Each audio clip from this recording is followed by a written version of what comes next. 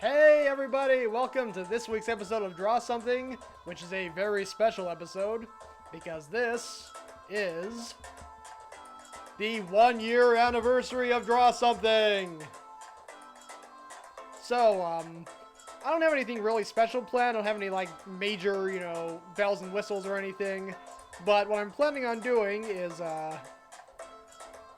just my usual drawing thing. I am going to make a special drawing to commemorate 1 year.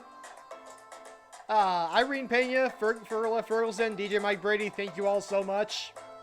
Thank you for your support over the last... This is week 48. It should be week 52, but I took some weeks off. But thank you all for your support over this entire journey I've had so far. Yeah, Mike Brady, I know, right? I was so shocked when I tested it. Tested this mic last night. I was like, wow. Why didn't I do this sooner? So, yeah. I'm going to go ahead and start this first drawing here, but I am open for requests, as always. And holy crud, Irene Pena Music cheering 300 bits. Thank you so much, Irene.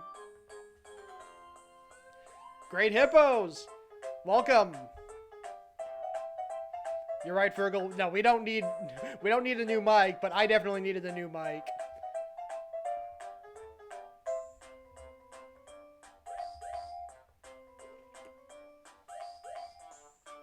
Alright, so what my plan is for this initial drawing I'm going to do is...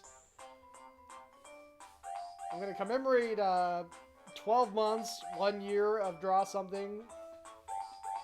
So I was originally, I was thinking I could maybe do a crowd drawing, just all with the characters that I've drawn over the last year. But I think I'm going to actually take a different approach. I kind of did something like that for my 100 followers drawing. So I'm going to do something different here. Mike Brady, thank you for the 100 bits and for resubscribing.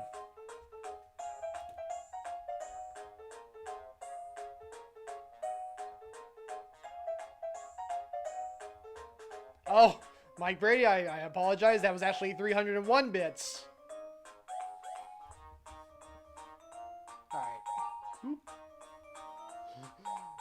Thank you guys so much for all the bits so far. Great to have you all here. Alright, so... I'm thinking of having this kind of this Terra page calendar where there's 12 pages representing each month that I've been on, that I've been doing the stream. And for each month, I'm going to draw 2 of the characters that I drew that month for the stream. So, I'm going to probably miss some characters that I'm not going to be able to fit every single character I've drawn. I've drawn over like 300 drawings over the last year. So, not every character I've created is going to be in this drawing. I'm going to try and limit it, or have to keep it limited so I don't overwhelm myself. But yeah, like 2 characters per every month that I've been on Twitch.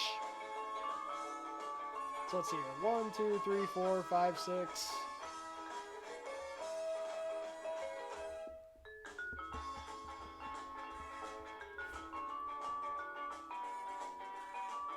Right now I'm just kind of doing the setup, so it's not super exciting. Hopefully this won't take too long and I'll get to the more exciting part. Gotta lay the groundwork first. But how's everyone doing tonight? Crazy that we're already in March.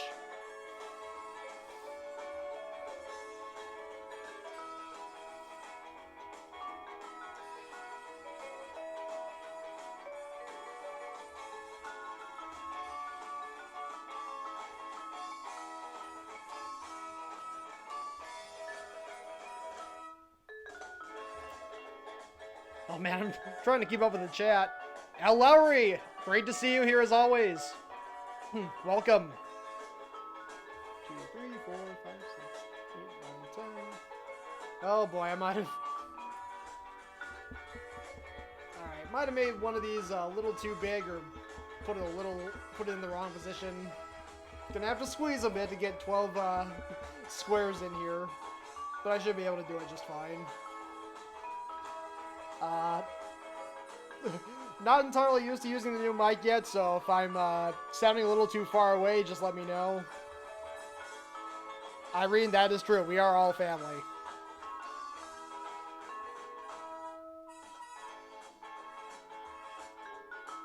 One, 2, 3, 4, 5, 6, 7, 8, 9, 10, 11. Ooh.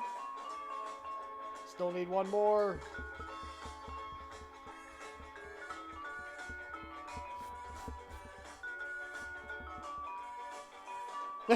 Mike Brady, thank you. Yeah, I finally figured out how to get animated images on screen. I think I'll definitely be using that feature more in the coming weeks.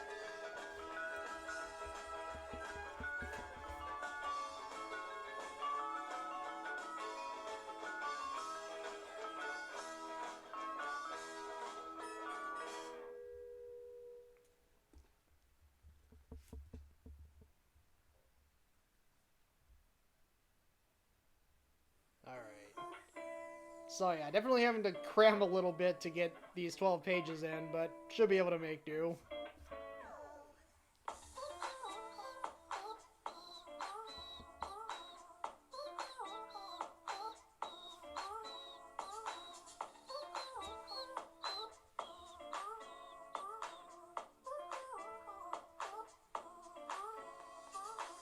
Oh man, nothing worse than bad Wi-Fi.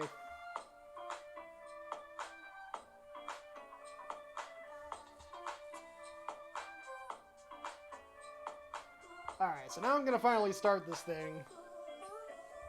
Got all the groundwork laid, mostly. Alright, so March, the first month I was on Twitch, I drew two, one of the characters is probably the most prominent on this whole stream, is the Fancy Giraffe. Let me go ahead and spam the Fancy Giraffe emote in the chat.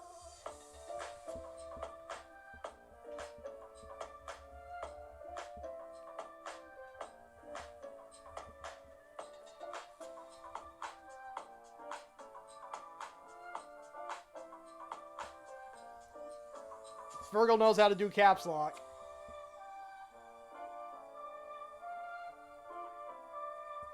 Even though, you know, caps lock is definitely not fancy. Huh. But being fancy is overrated. Just don't tell the Fancy Giraffe that. He won't get upset because being upset isn't fancy either. He'll just be mildly discontent.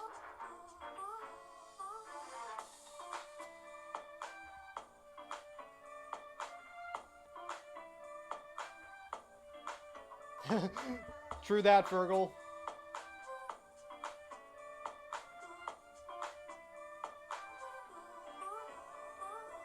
Irene paying you music, thank you for the subscription. Subscription. Got to enunciate better.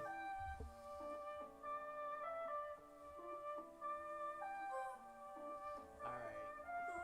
And the other character I drew in March, these were, let's see, Fancy Giraffe was week 3. The first week I did draw something, I drew a shark in a business suit.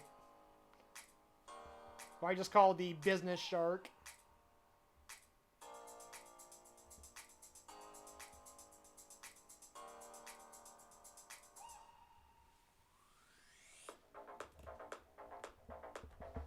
And hold on just a second here. I'm going to look at the original drawing here for a reference.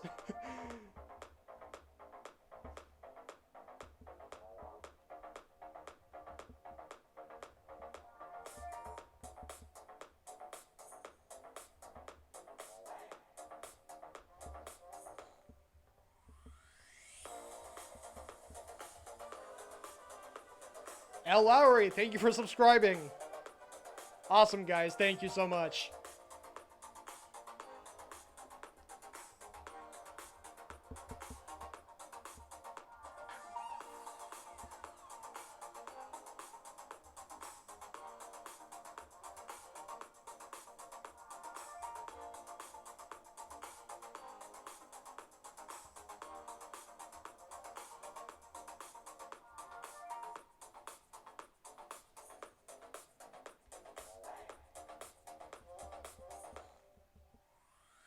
Alright, I apologize if I'm not keeping up with the chat.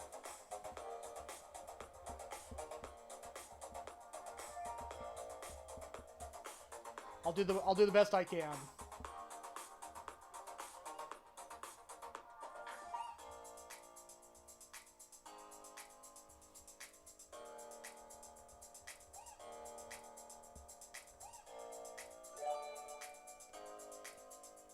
Ferguson, thank you for the subscription, man.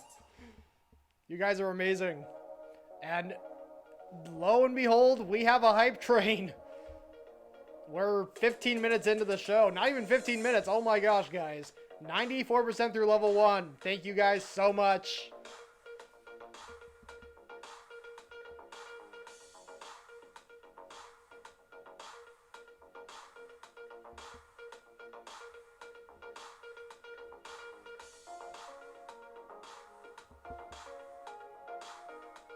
Alright, let me go ahead and trace these guys over.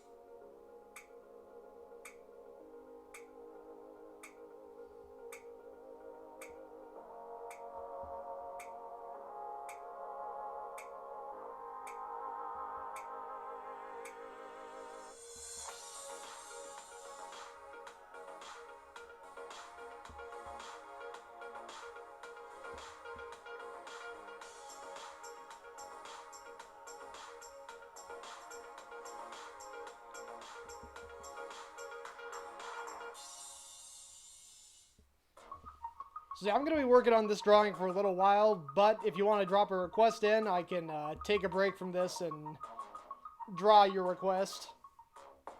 I mean, if you want to, and you don't have to.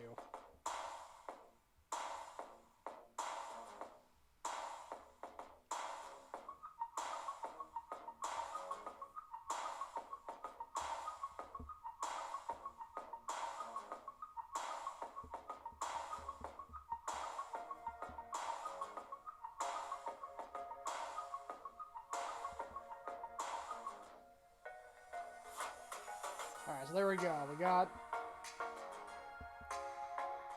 two distinguished animals. The fancy giraffe with the top hat and monocle, and the shark with a business suit and a briefcase. Totally normal things you see out in the wild.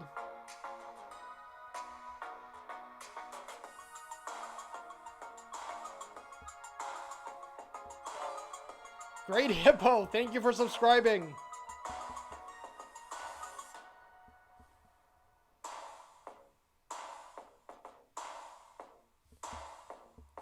And we are on to level 2 of the hype train now, I think. Wow. You guys are incredible. Thank you so much.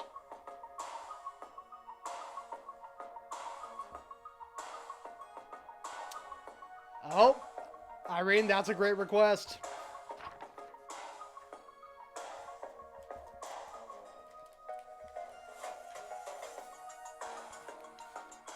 We get a clean sheet of paper out.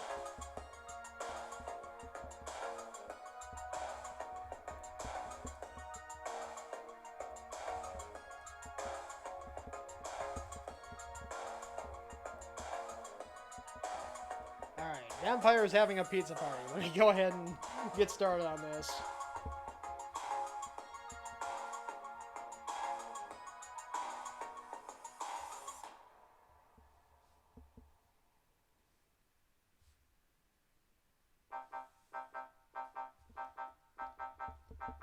Alright, so I think I'm going to start this off by having a coffin, which is being used as the,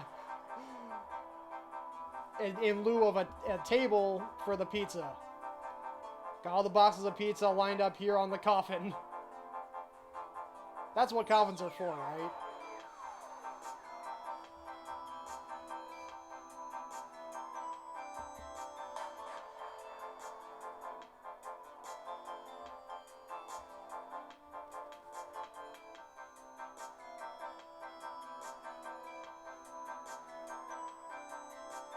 You know, it wouldn't surprise me if Virgil was a vampire.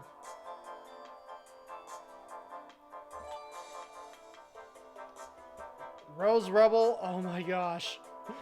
Thank you for gifting all those subs.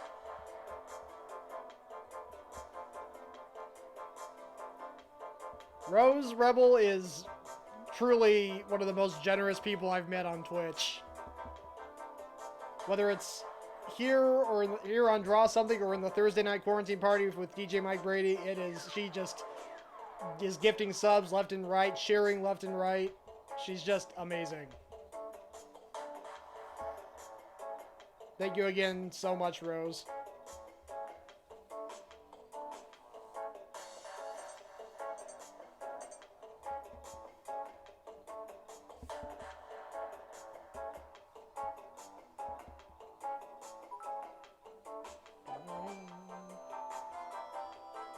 Mike Brady, 505 bits.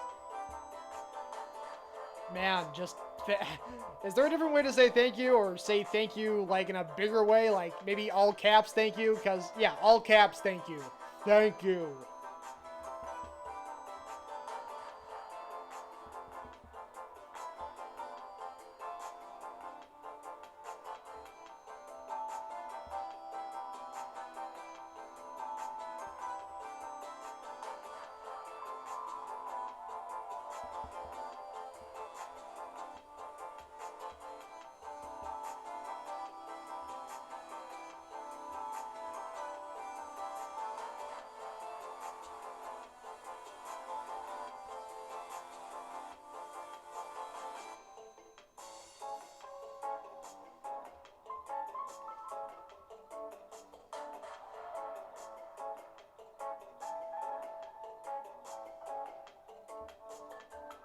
We're 76% of the way through level 3. Man.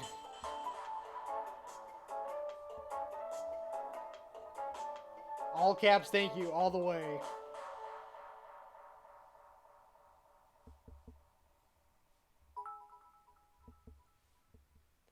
$500 more bits from Rose Rebel, and that puts us at level 4. Rose, you're amazing.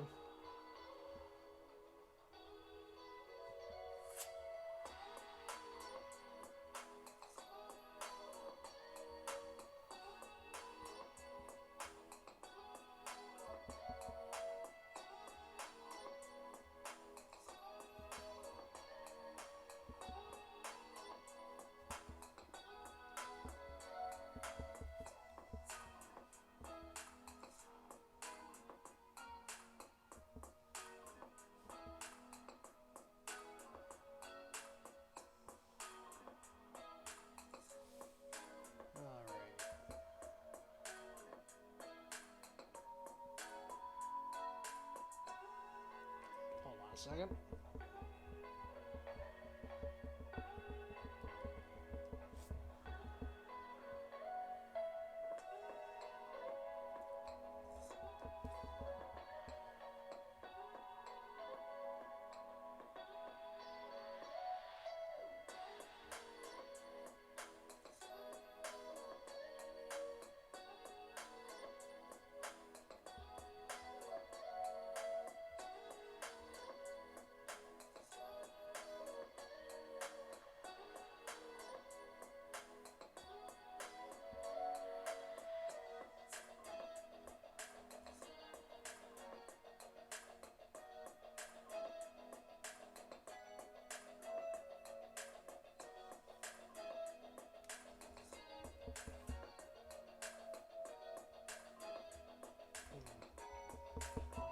that.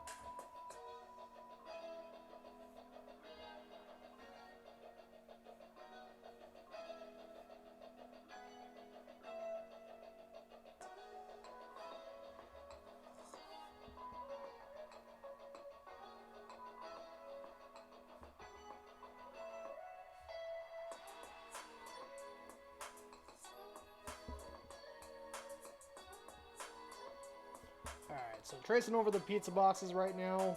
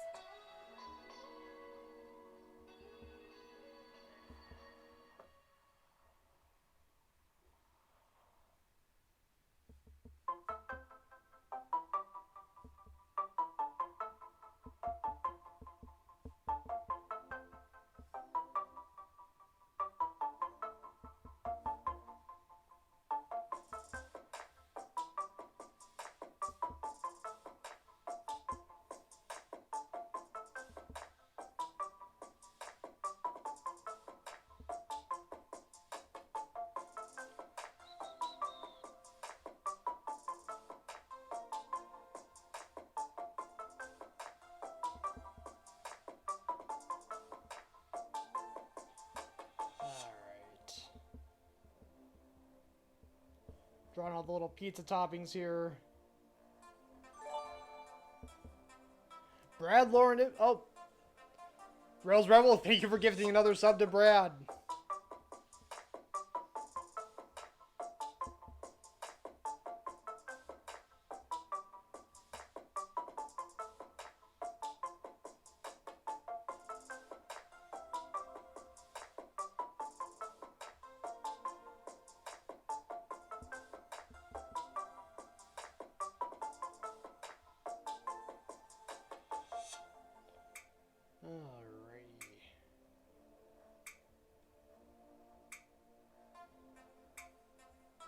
Oh, got a little weird with the lines here.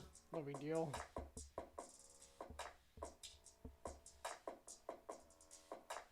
Irene, I was wondering that myself. I mean, vampires typically just drink blood. So maybe it's just blood dyed and shaped into different things, like there's pepperoni that's actually blood. No garlic. I just realized the irony of vampires being, no garlic, and yet they're eating pizza. I mean, not all pizza has garlic on it, but I think, most of it probably does. At least the crust.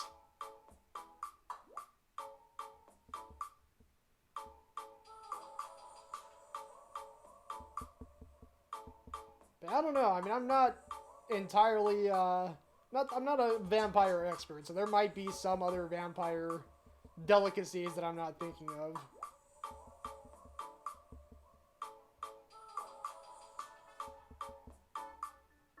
Hey Irene, not all vampires are bad. Oh, and that was, looks like our hype train got to level 3, got to level 3. Thank you guys so much for that.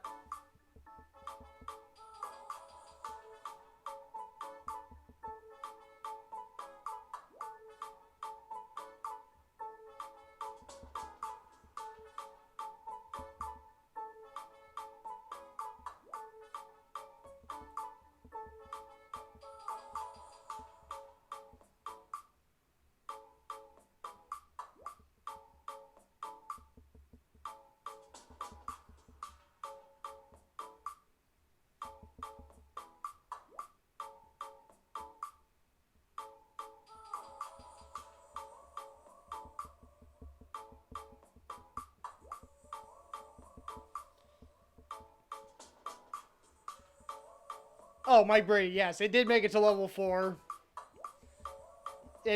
Level 3 was how far it completed, but yes, it did make it to level 4. And again, thank you guys so much. Sorry, I should have phrased that differently.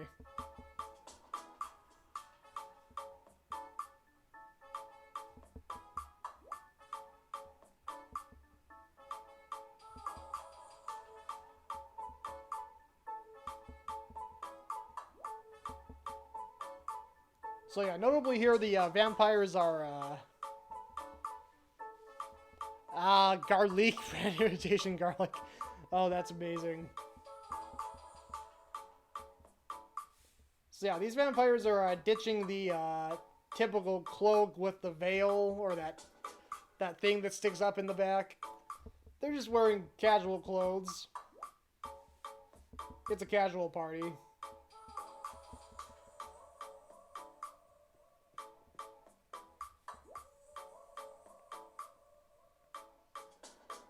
Sparkly vampires wear.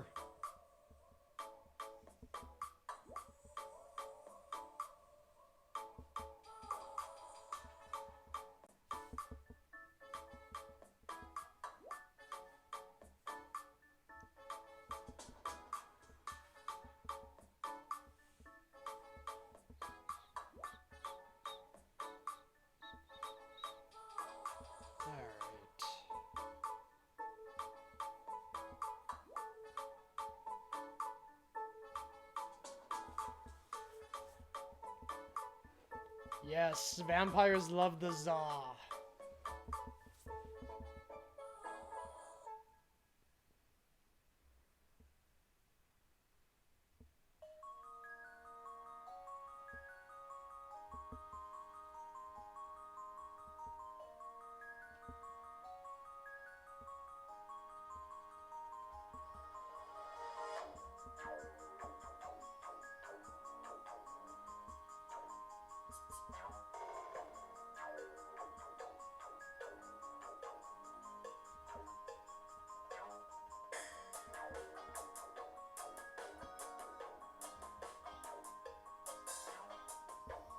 Let me go ahead and start drawing some leftover empty pizza boxes here on the floor. I've been trying to think of what would be a good pizza parlor name.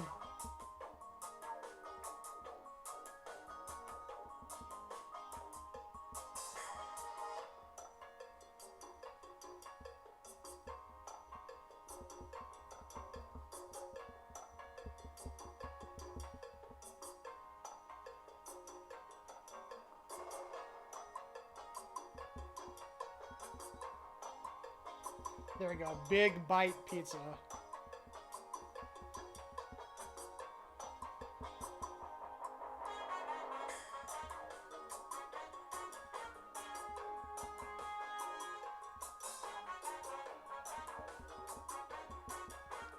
Oh, the Good Bite. Virgil, I'm going to take your suggestion instead. That's much better.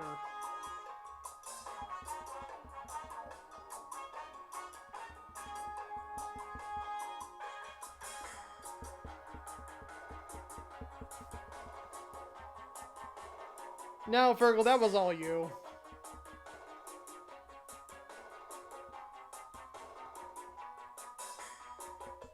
You get full credit for that.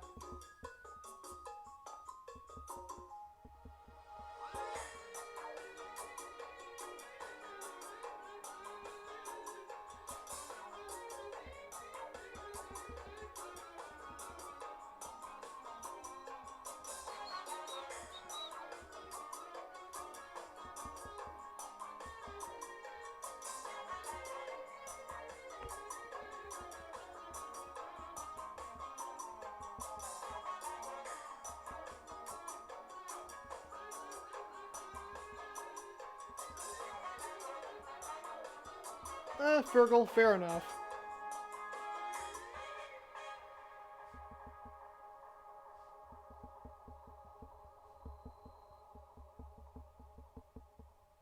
Alright, just have some leftover pizza crumbs there in the box.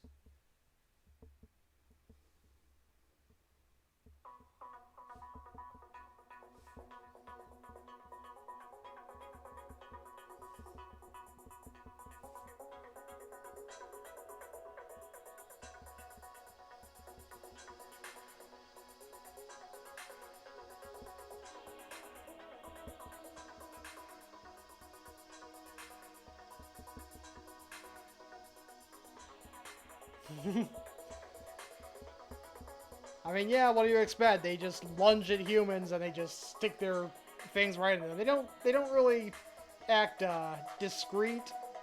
Is that the word? I don't know if that's the word or not, but yeah, they're very, they don't hold back. They're not reserved. They, party hard.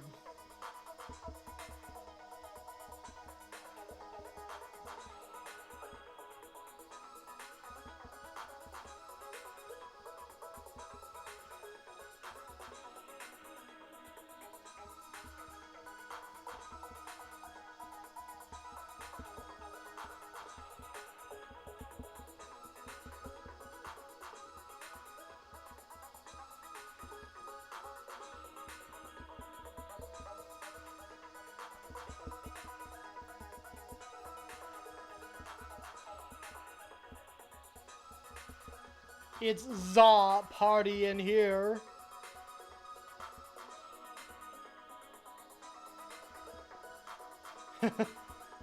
Fergal, no. No. If I ran a pizza place, it wouldn't be that fancy. Not even close.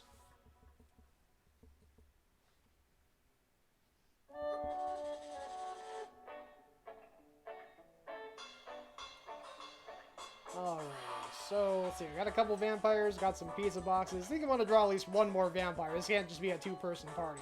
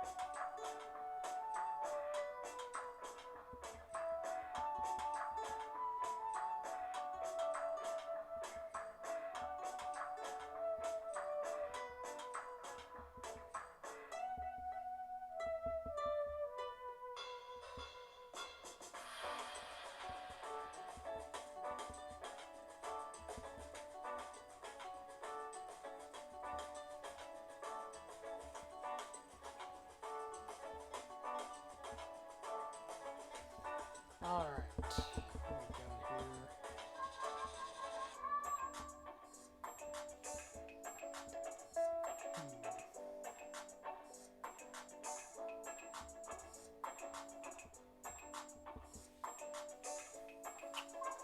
Let me see. Is there anything else I can add here? Seems like there's something else I can add.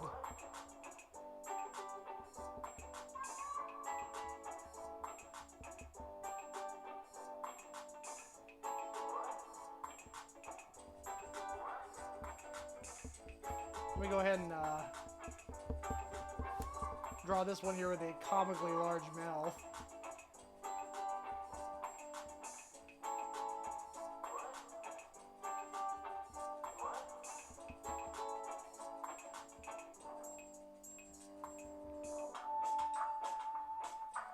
B-Nad, awesome to see you here.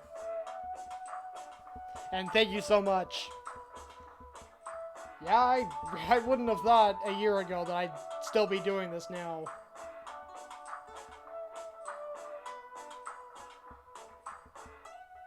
It definitely feels satisfying.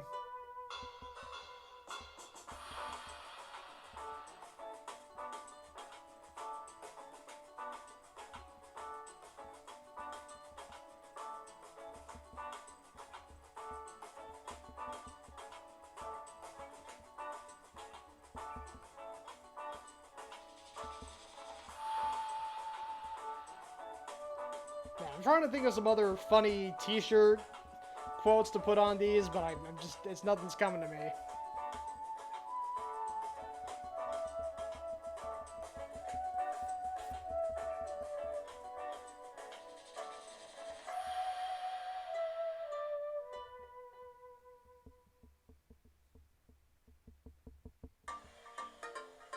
There we go. I got an no garlic shirt on this guy.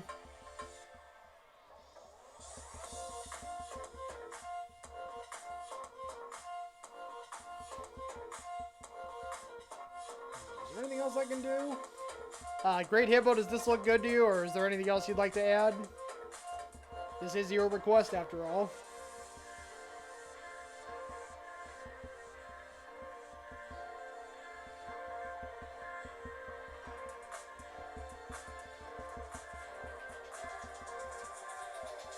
Mr. Plow, great to see you here.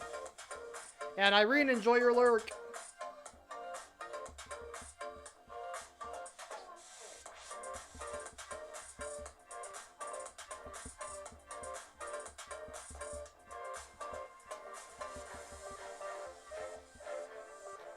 All right, so I think this looks pretty good, actually.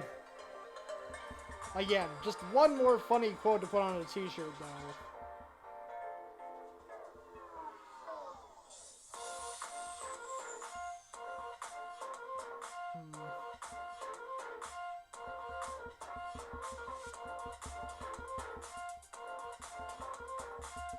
I've got bite. I suck. No garlic. I think that'll do. So let me go ahead and bring up the close-up view here. There we go. Vampires having a pizza party.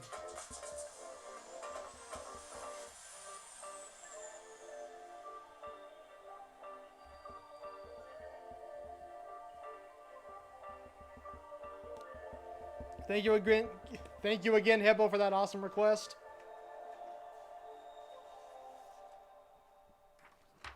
All right, I'm gonna go ahead and get back to this here.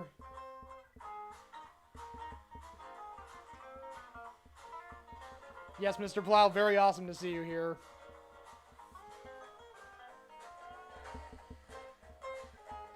All right, so April. So the two characters I chose for April. Oh, Mike Brady, that's so awesome. I'm gonna have to bring that drawing back up and then add that. Yeah, can't go without that.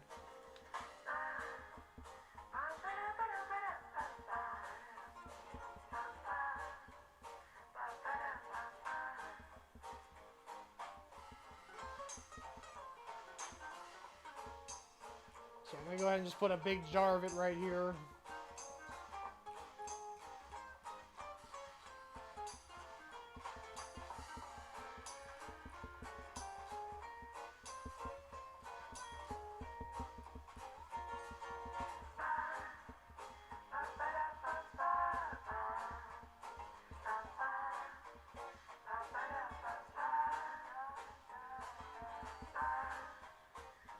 There we go.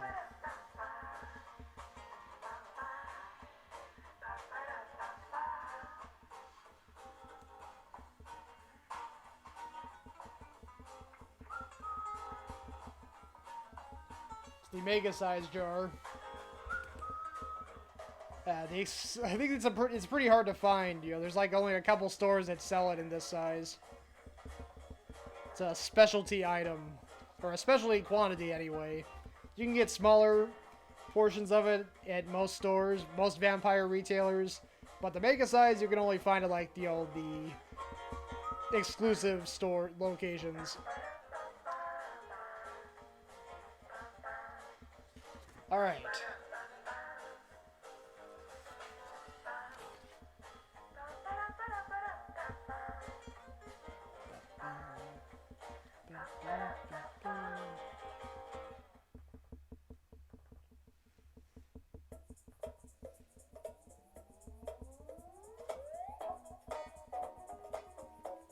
All right, so Mr. Plow, maybe. Yeah, even most vampires don't like anchovies.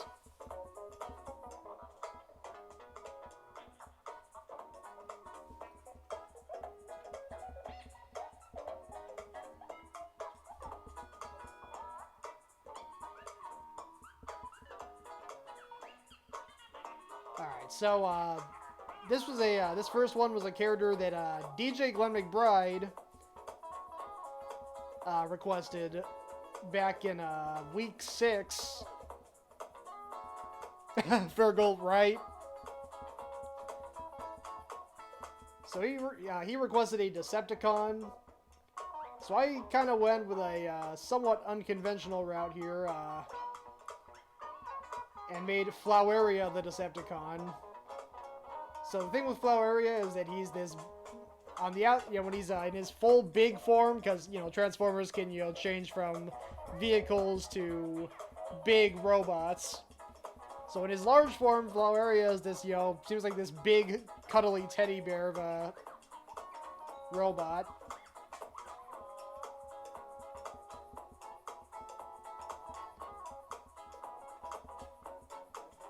He's got a big flower for a head. But his dark secret is that he, when he goes into a smaller form, he's this, really hideous death snail.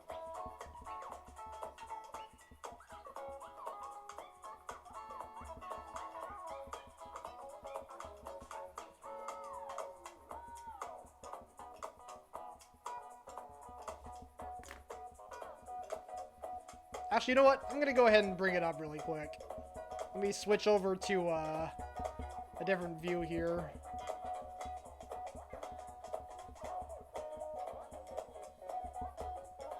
Whoa, what the heck? Sorry about that. Alright, so I just thought it would probably be, better if I actually showed the drawing in question. Because explaining it can only do it so much. Can only do so much. Alright, let me see. Drawings, week number 6. Floweria the Decepticon.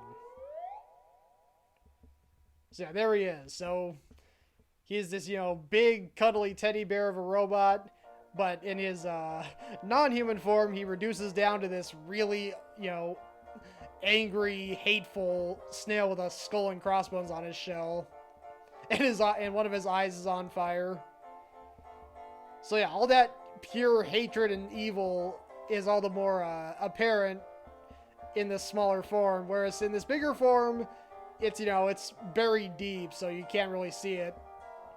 But when he gets super small, it becomes a lot more. It becomes a lot more pronounced. All right, let me go ahead and get back to the regular scene here.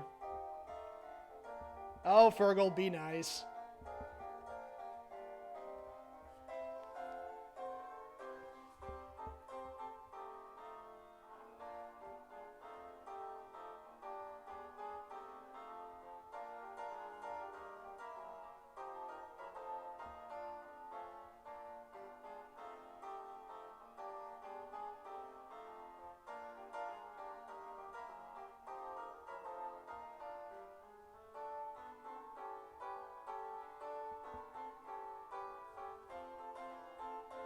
Alright, so we have Floweria here. That's one of the characters I drew in April.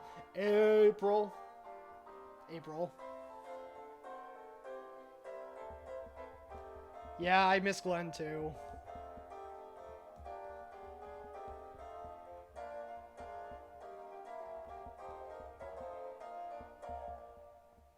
And then the other drawing that I did in April that I really liked was a Toasters R Us truck.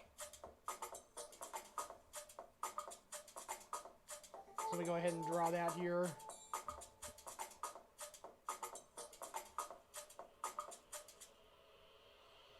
Ah, Rose, my plan worked.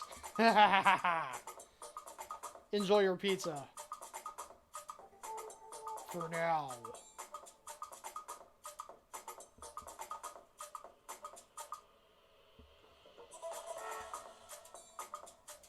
So yeah, Komodo Cerelius here on Twitch requested I draw a toaster truck, toasted marshmallows truck, or toasted marshmallows delivery truck, something along those lines. I don't remember the exact original request. So how I designed it was I had a toaster vent here with a couple of marshmallows being roasted here on the spit above it.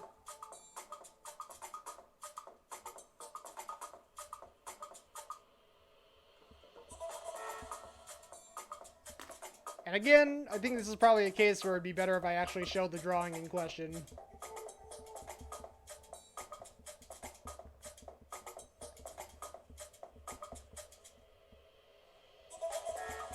Let me go ahead and switch the view once again. There we go. So it's a toaster truck with marshmallows.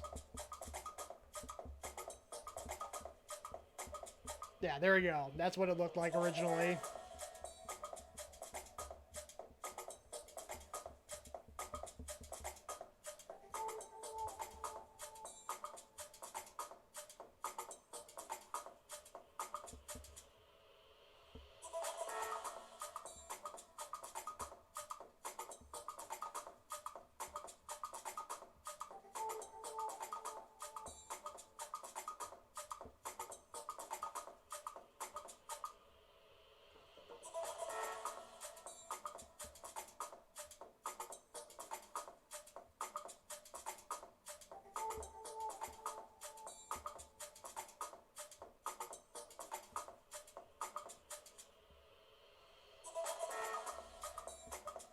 Mr. Plow, that's a good question. I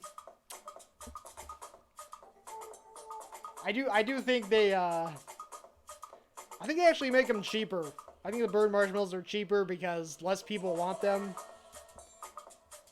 So based on the economy, there's yeah, the burnt marshmallows are cheaper. More people want the marshmallows, you know, slightly roasted or just right. Very few, you know, fewer people, a smaller demographic are fond of the burnt ones. So they're much cheaper than the other varieties.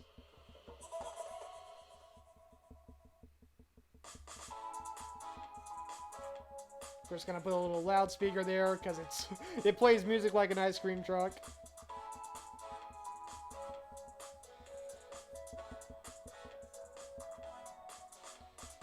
And yeah, I think that pretty much covers it.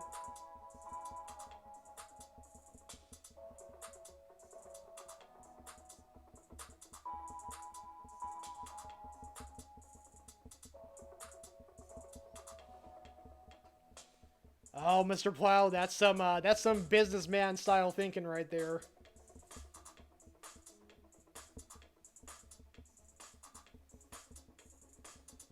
You should invest in marshmallow salesmanship. You can make millions.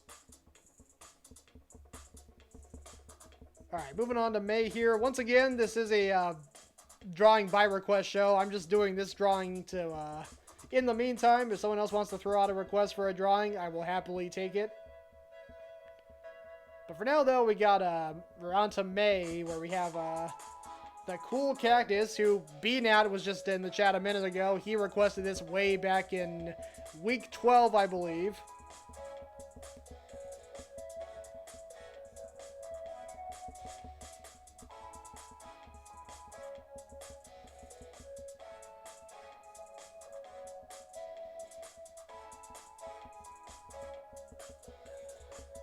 So I was like, cool. He requested a cool cactus, so what I did was I drew a cactus with a backwards hat and shades. Because you gotta wear shades if you're cool.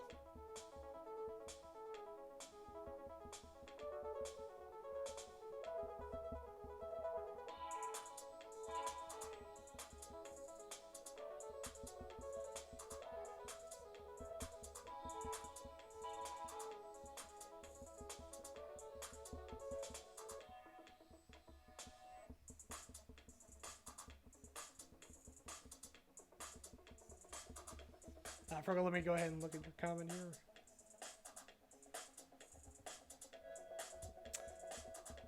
Fergal has the business expert knowledge.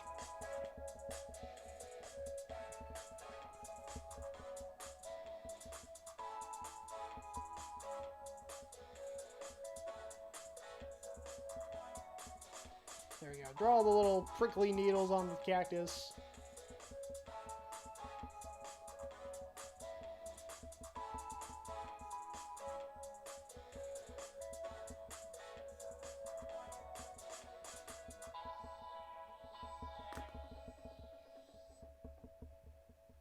And once again, would probably be good to actually show the original drawing here. I should really just be doing that by default. ties in with the anniversary thing, showing off all these drawings that I've done over the last several weeks. Well, last several weeks, more like, you know, last 52 weeks.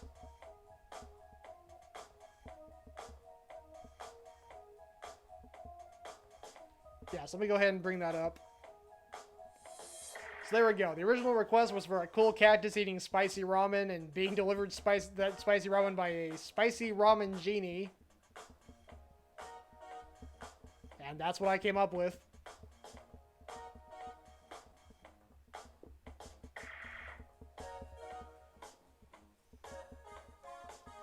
So, alright, yeah, got the cactus here.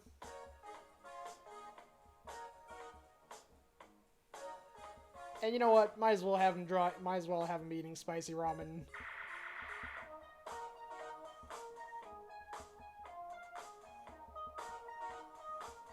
Put a nice big flame over the bowl there.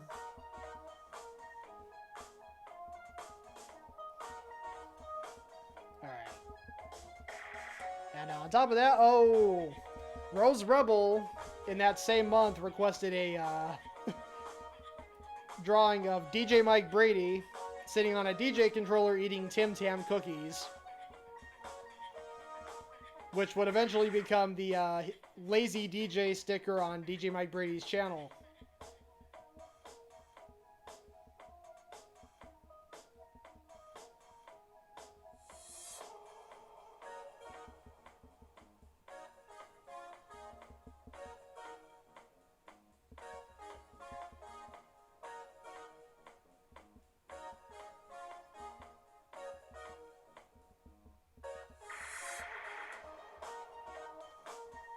Mr. Plow, they are very good. It's been a long while since I've had some.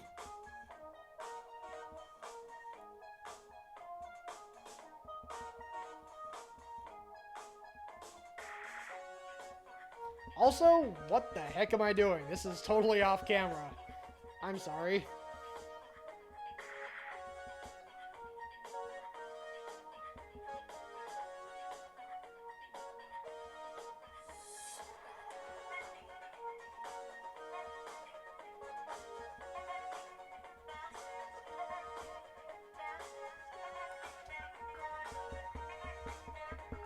Gonna go ahead and rearrange this a little bit.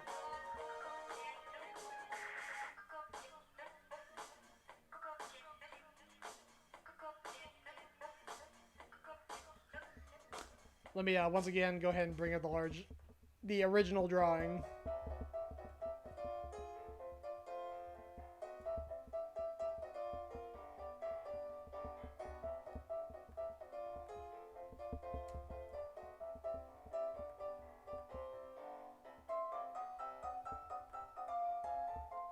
Alright, just a second here, and there we go. There's the original drawing of Mike Brady on the DJ controller, eating Tim Tams.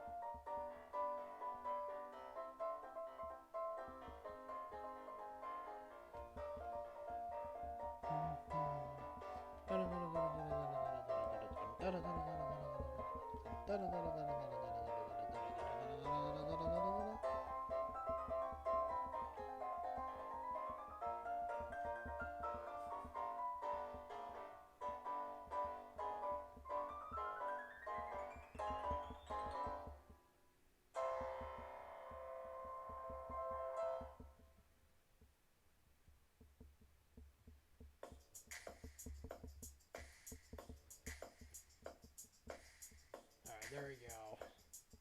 Just about done with this one here.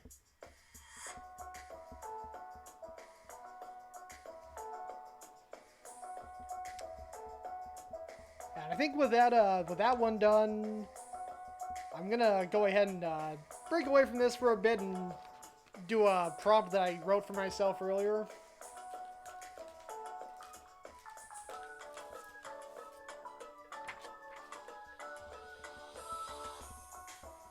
Alright, so I already mentioned the fancy draft earlier. I'm gonna do a little flashback here to his adolescence back in a fabulous decade known as the 80s.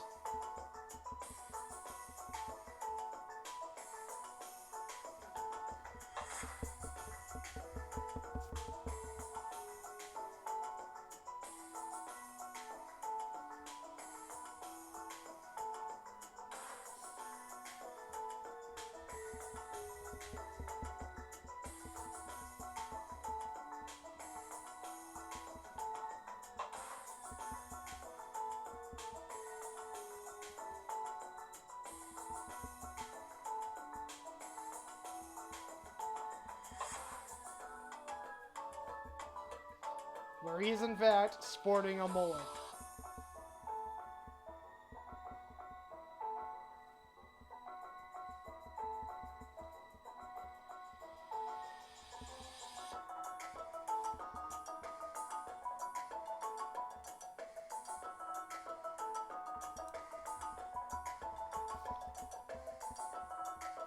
So this is back in a definitely a different time in the fantasy draft's life, because the fantasy draft now is very emotionless, just has shows no emotion, doesn't speak, rarely speaks at all.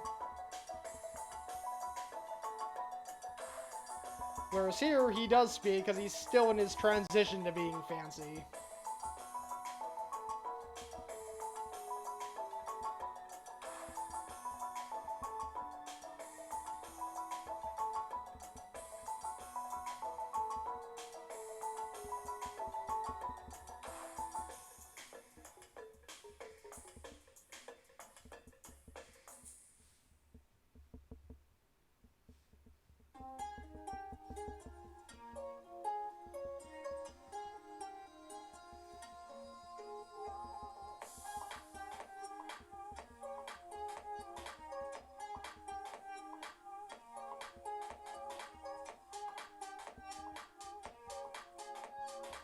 He's sitting here showing off his monocle. He's on a date, by the way.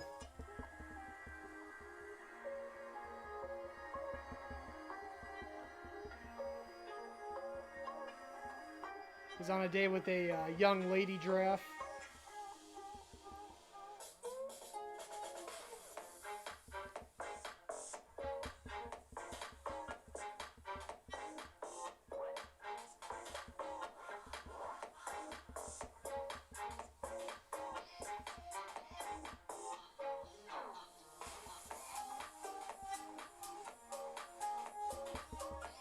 Sean C72, welcome. Thanks so much for being here. I'm doing all right. I'm working on a drawing right now showing a flashback to the fancy draft's adolescence. A very transitional time in his life. Fergal, thank you for the hydrate.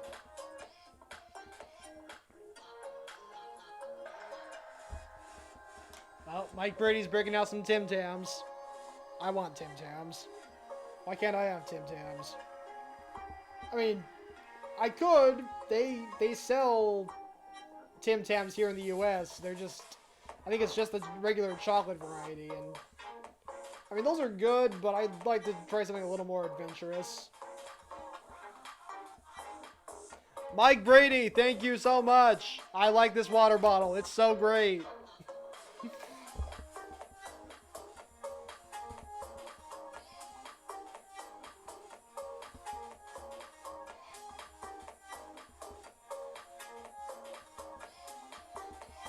Oh, Mike Brady, that's a dangerous proposition. I'll try to not eat all of them while I'm hosting the quarantine party.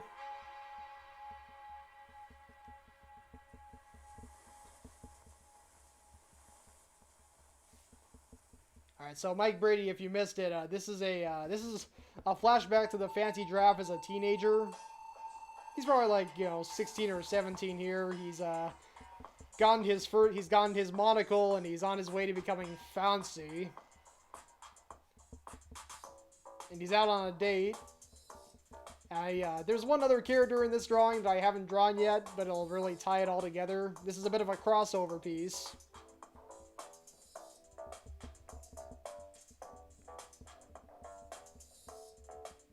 But yeah, this drawing is set in the 80s. And one other drawing that I made for Irene Pena Music way back when is the 80s Songbird.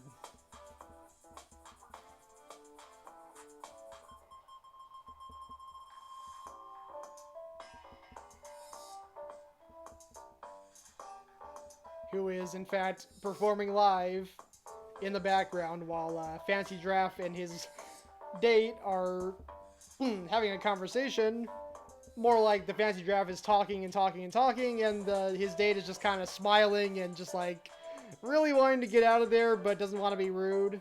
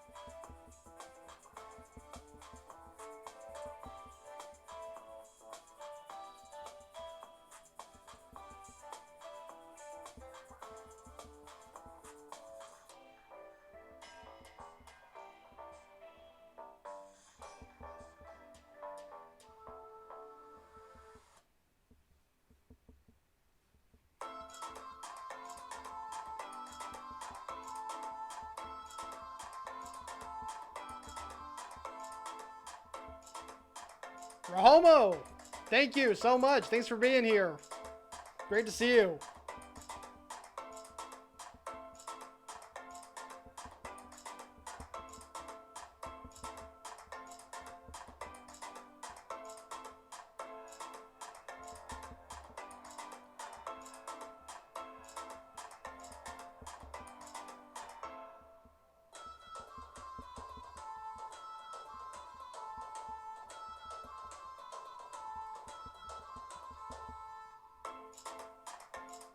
Yeah, Fergal, he did bring that up to me a couple weeks ago.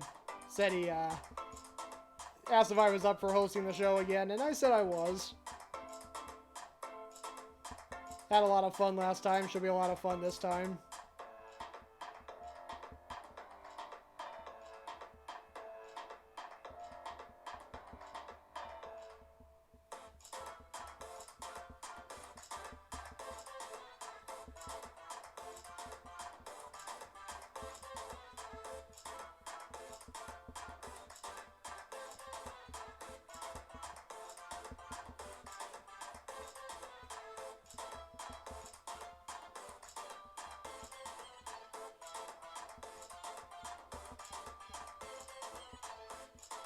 Oh, Fergal. Don't do this to me, man. I don't do well under pressure.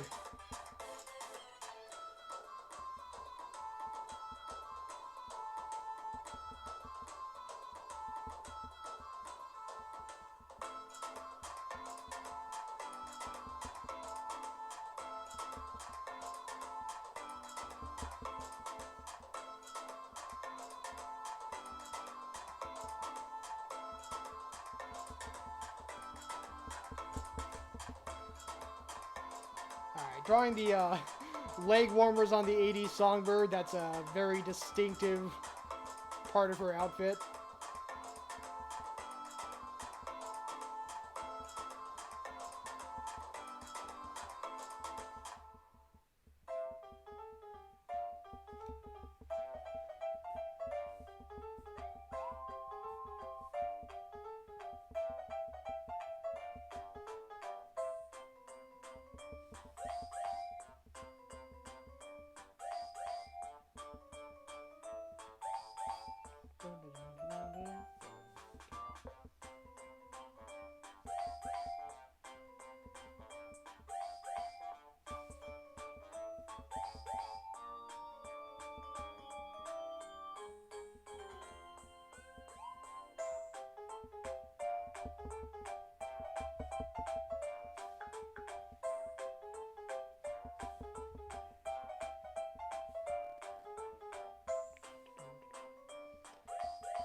Mr. Plow, I do not have a special DJ name yet. Should maybe work on that.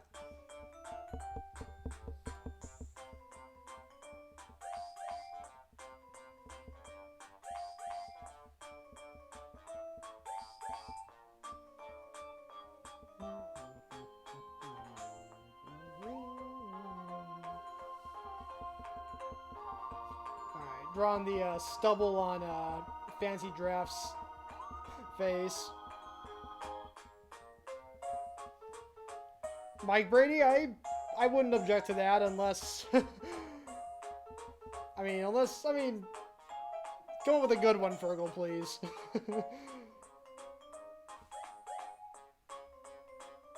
I mean, I'm sure you will, but just to be safe, just please come up with a good one.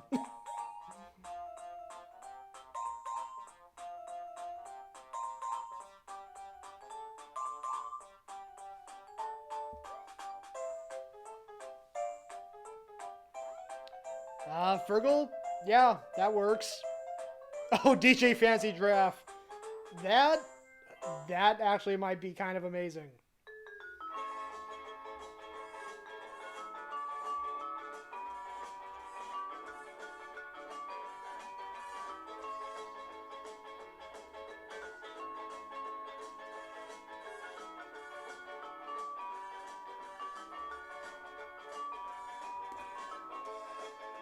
Brad, thank you for the hydrate.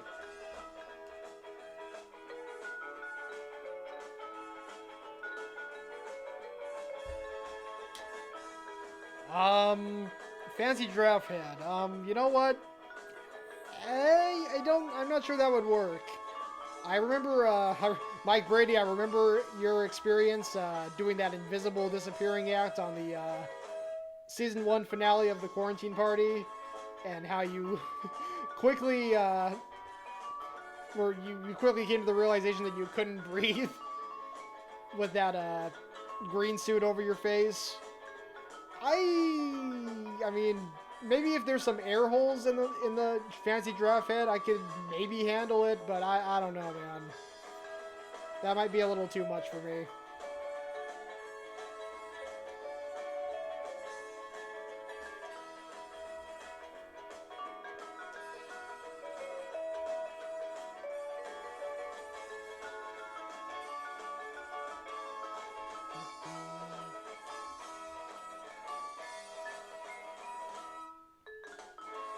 Oh, some tall shoes and a monocle? I could do that.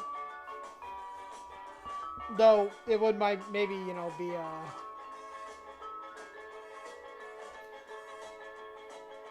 the people who weren't in on the joke might be a little lost. Like, where's the fancy draft part of this? Or, I see the fancy, but where's the draft part?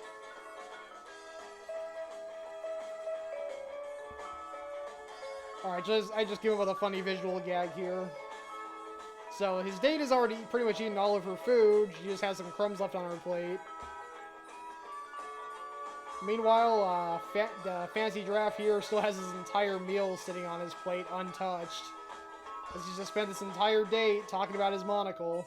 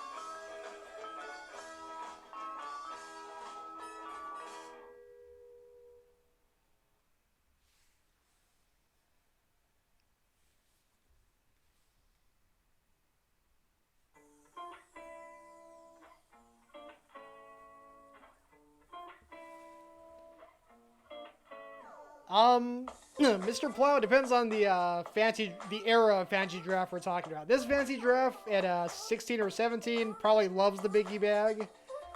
The fantasy draft as we know them today, probably not. You know, large size meals are not fancy.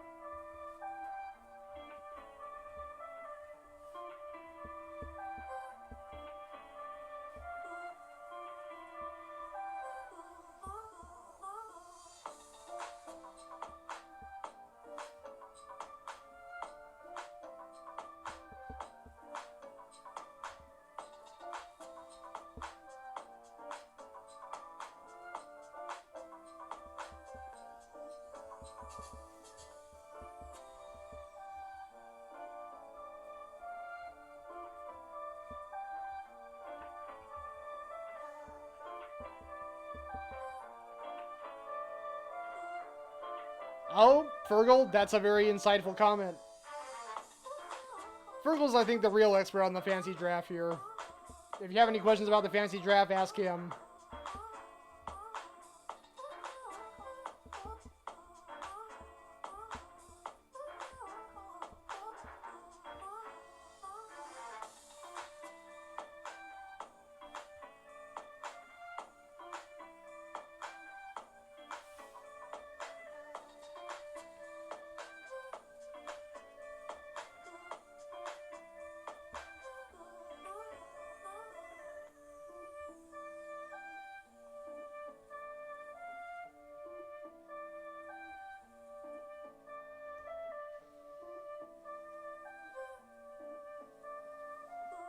Alright, there we go. I think that'll probably do it for this drawing.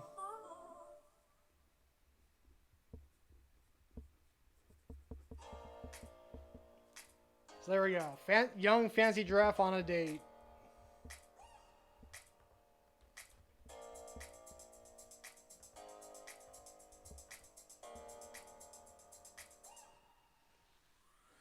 With, of course, the 80s songbird singing a passionate love ballad in the background to underscore this romantic question mark scene.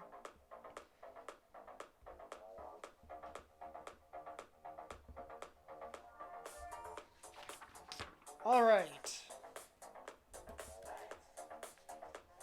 Let me go ahead and get back to the anniversary drawing here.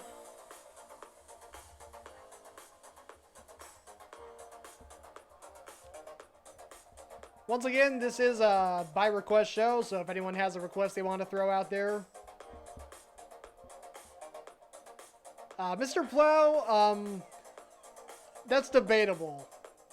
He might, I mean, maybe he does want to take her dancing, but he also wants to talk about his monocle, and he wants to talk about his monocle just a little bit more than he wants to take her dancing, so he's just going to keep talking about his monocle, and that's it. That's going to be the whole date. It's round, and you put it over your eye, and it's shiny, and it's silver, and oh, it's so fancy. Oh, yeah, he has a thing for monocles. A monocle model. Rahomo, that is perfect. Alright, so let's see. For June, there were the two characters I chose here were Corgiana Jones, a character who has made a number of appearances here on the show.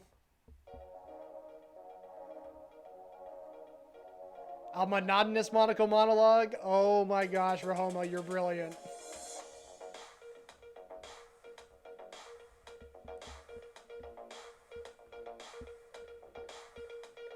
And once again, let me go ahead and bring up the original Corgiana Jones drawing here for context.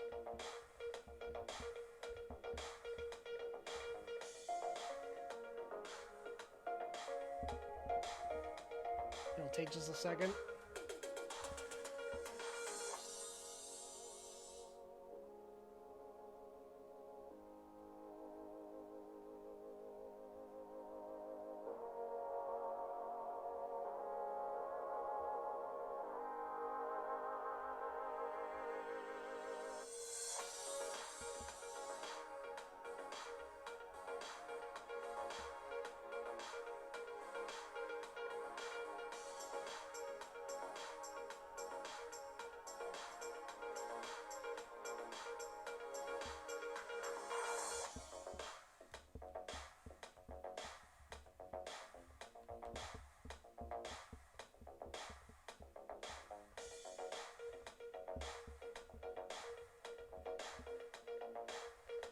Let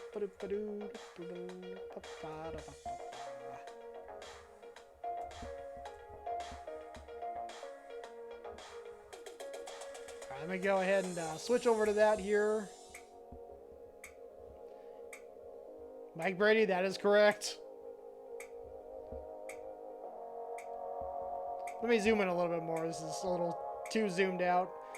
So yeah, the original request was Corgiana Jones. Or actually, Mike Brady was the one who came up with the Corgiana Jones name. The request was Corgi Indiana Jones getting the Butterfinger skull.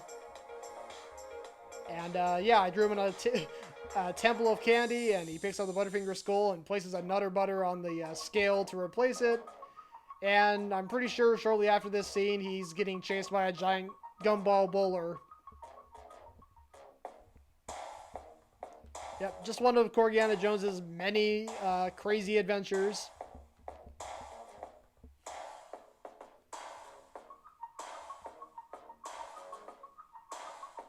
Or a Whopper, Mike Brady. That's a good point. Yeah, this was actually the first of several Corgi and Butterfinger related. Actually, not the first. It was one of the several Corgi and Butterfinger related drawings I did back in the early weeks of the show.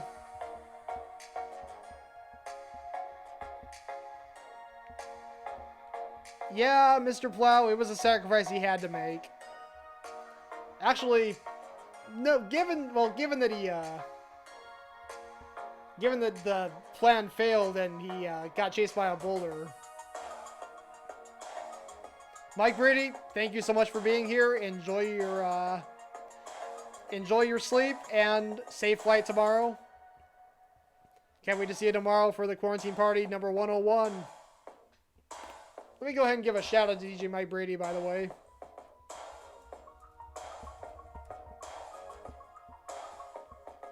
He's an awesome DJ. He just hit 100 episodes of his show, The Thursday Night Quarantine Party, and I'm sure he's going to be going strong for a long while to come. So definitely go give him a follow if you like good music and good partying.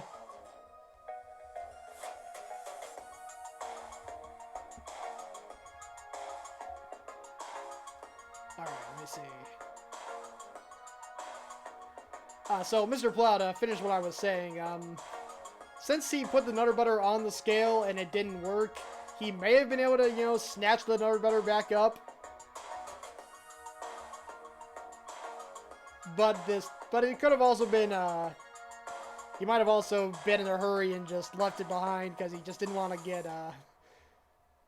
maimed by any of the booby traps. I don't know, I wasn't there.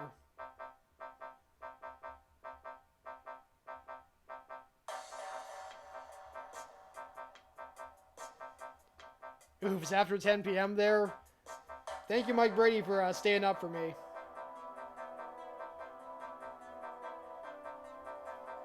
And by extension, thank you for suggesting me to give this whole live streaming and drawing thing a shot in the first place.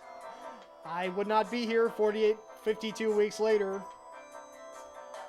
without that suggestion.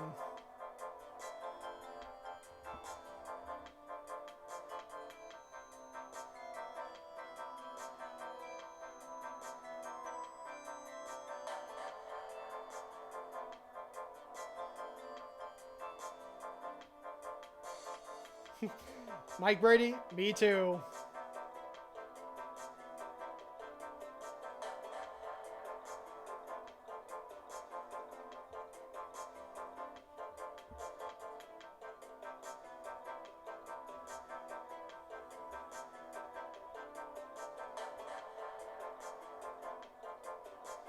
Alright, now the second drawing I did in June was a special drawing of Brady Bunch member Marky Marquois. This was the week when John Robinson, another amazing DJ here on Twitch, did his live sanctuary show in what was it, San Francisco? Yeah, San Francisco. And Mark got to be up on stage with him and sing. And so I did an artist depiction of that. Let me go ahead and bring it up.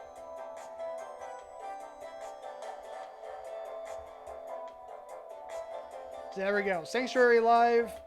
Mark's up there singing with his Aloha shirt and his Seahawks hat. There's John Robinson there with the controls. Got a Sank Fam stickers being slapped onto the stream. And yeah, like roughly a week, like less than a week after I did this drawing, he got to he got to do this in real life. It was a big day.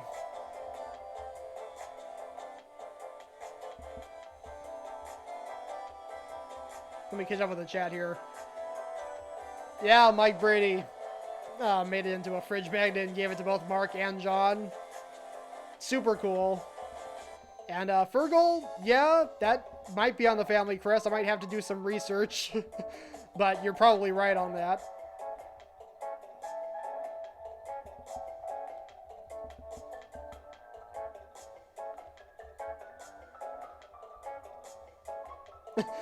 Mike Brady, I'm not sure whether to feel guilty about that or be happy that I'm keeping you hooked in.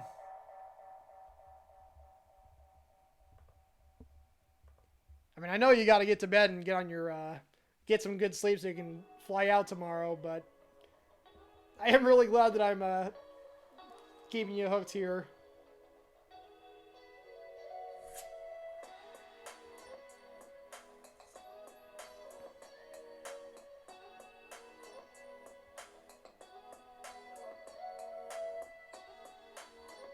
Guilty! Yes, I suppose I am. I plead guilty on all charges. Take me away.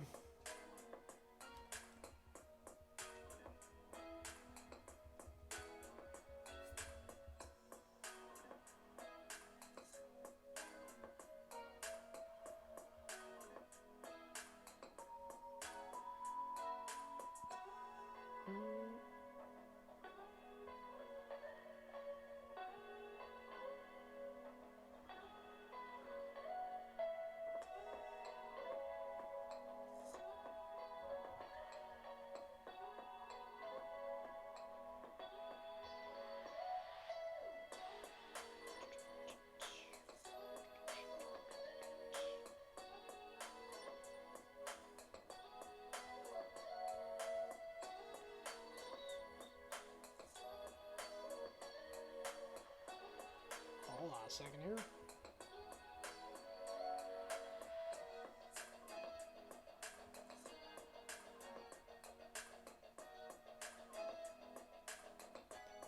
Alright, just tracing them out here. Now I'm getting the actual solid lines.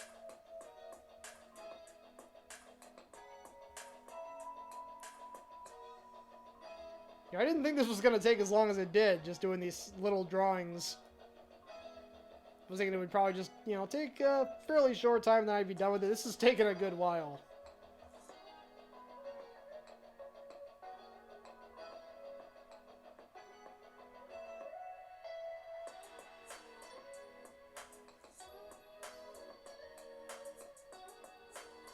And once again, if anyone has a request they want to throw out, by all means.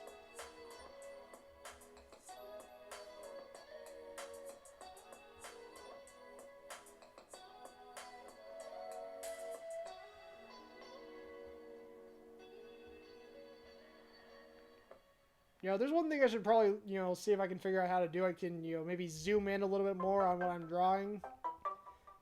In cases like this, when I'm just, you know, drawing this really small drawing and it's, you know, pretty small on the camera, it would probably be good to have it, you know, be able to, you know, zoom the camera in just a little bit more so you can get a closer look.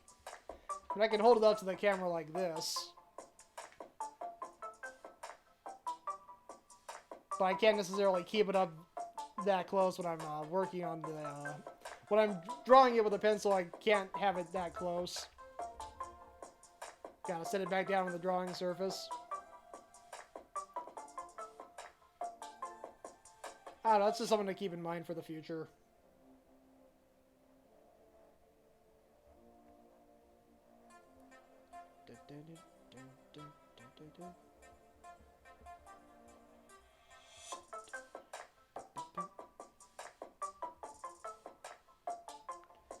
Oh, that E flat guy. Thank you so much for stopping by, and thank you. How you doing tonight, Ryan?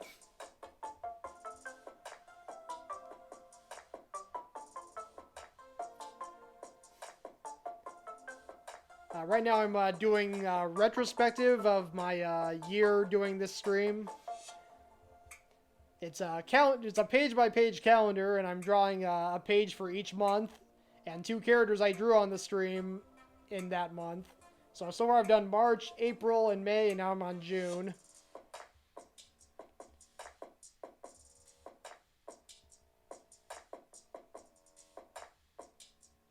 So I'm about done here.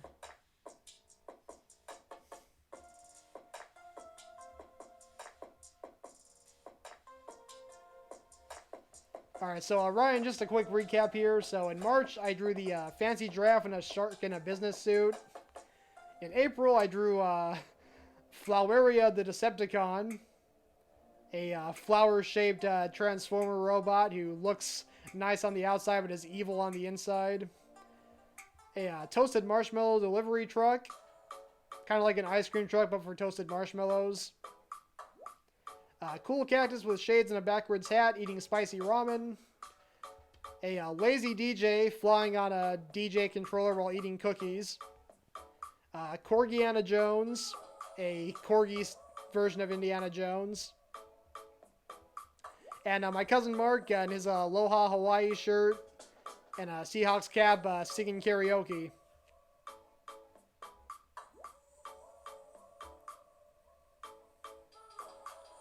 Alright, moving on to July now.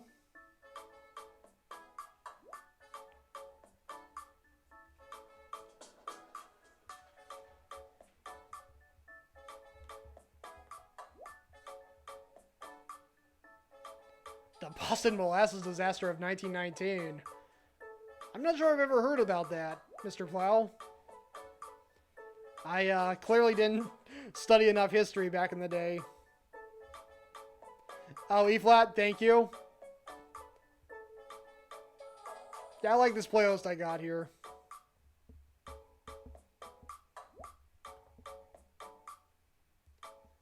Alright, so in July, back in July, 1 week, I did a nursery rhymes with a twist stream.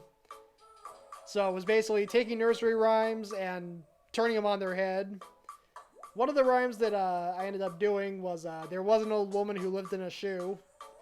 And what it ultimately came out as was, old woman and her many children all driving around in rocket-powered Winnebago shoes. Let me go ahead and bring that drawing up on screen here.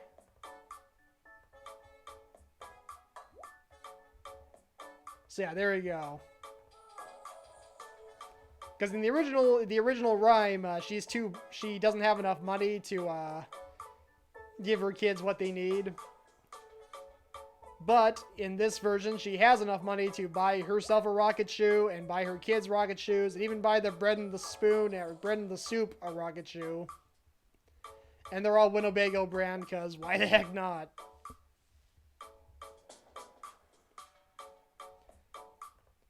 So yeah, I'm going to go ahead and draw the old woman in the shoe. Oh, Scott, thank you so much. And also, I'm sorry, welcome. For some reason, I thought you had been here for a while already, but I think this is your first. This is your first comment. Doesn't matter. Thank you so much for being here, as always.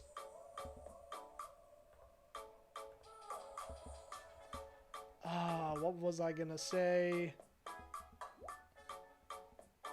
Yeah, I'm gonna draw the old woman in a shoe, which I actually think I have as an emote still. Let me. Oh, yep. Let me go ahead and spam that here in the chat.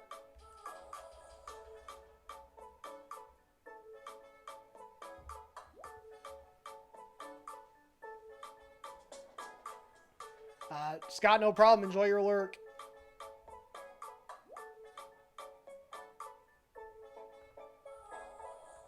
Alright, let me just work on this here.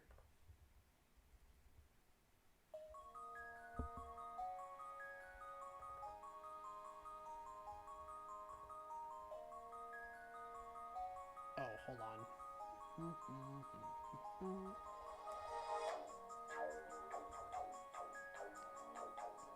As far as all the songs in this playlist, this is one of my favorites. It's called Take It Slow. It's a good one.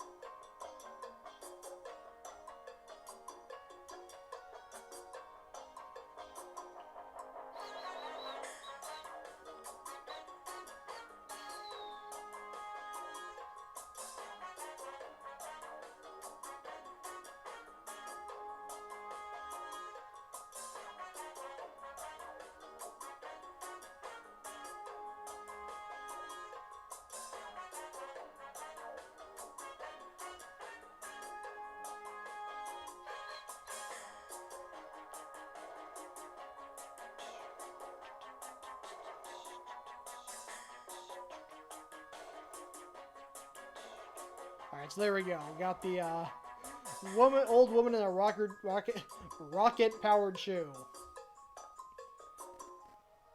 And the other drawing I did in July that I decided to show here is the Bat Cat,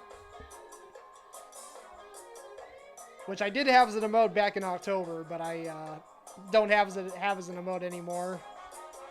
Once I get more slots, I'll probably bring it back.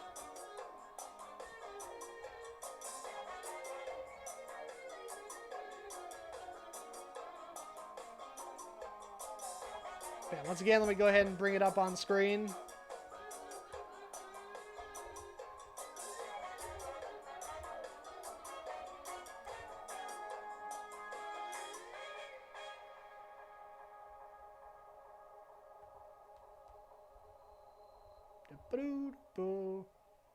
There we go. There's the Bat Cat. It's pretty self-explanatory, but I like how it turned out.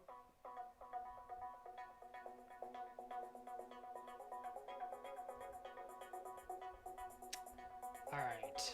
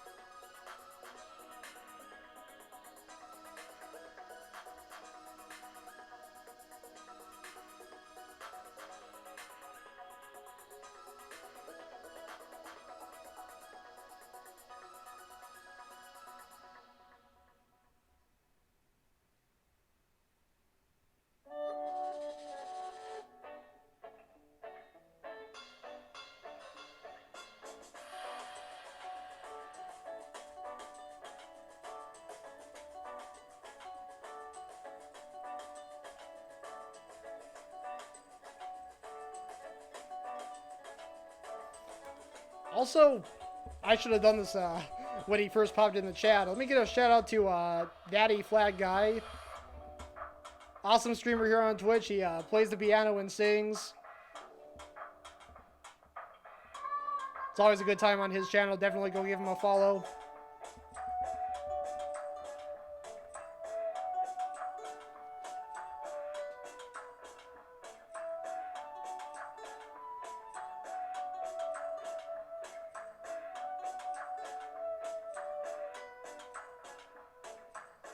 No problem, Ryan.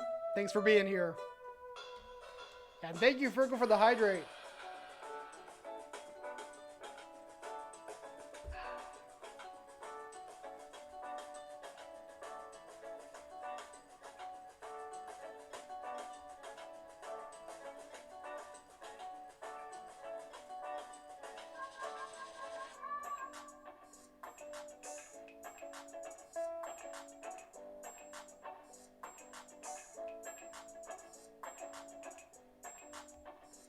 So for those who have been here before tonight, you may notice I got a new microphone, and it's something I'm wishing I had done sooner, because not only does it sound a whole lot better, work a whole lot better, the sound quality is so much better, but the microphone I was using before was one where I had to clip it onto my shirt, so I couldn't really get up without, you know, jerking it or without pulling the computer along with it.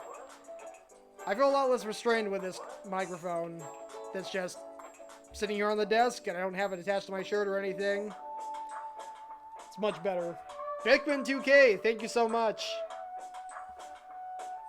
Great to see you here.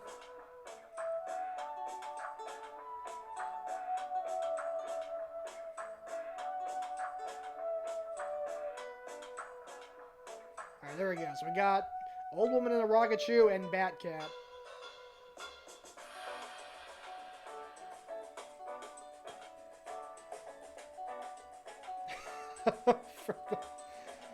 Oh, Fergal, you know how to make me laugh.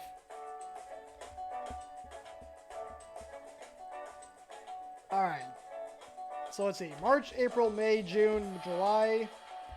So we got 5 months done. We got 6 more to go. Alright, let me move on to August, where we have, we got the 80s Songbird, who I featured in a drawing earlier. Bickman 2K, that's a good cause. I salute you, sir.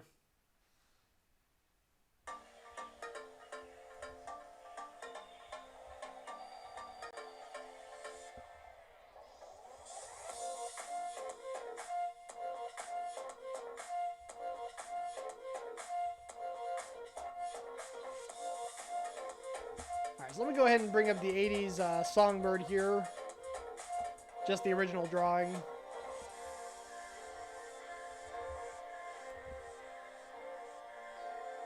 So I originally called it an 80s duck because she has musical quacks, but really aside from the quacking part, she doesn't really resemble a duck, so and the request was for an 80s songbird anyway, so songbird is a better term. And I just realized I don't have it up on screen. Let me change that. There we go. Let me go ahead and zoom in a little bit. So there we go. She's got lipstick on. She's got the crazy 80s hair. She's got a very 80s outfit. Leg warmers, boombox. She's all 80s out. All 80s out. Yeah.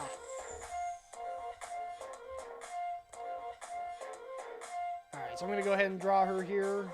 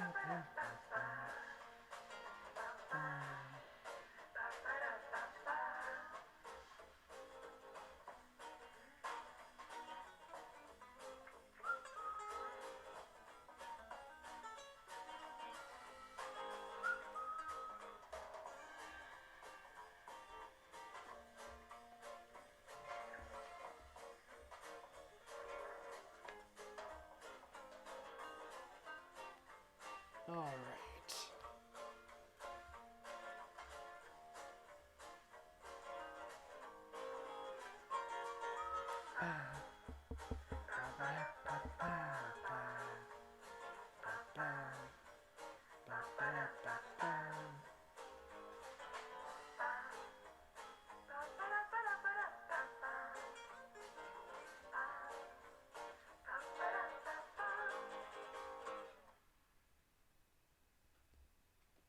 All right, so there we go. I got the 80s songbird, boombox, and all.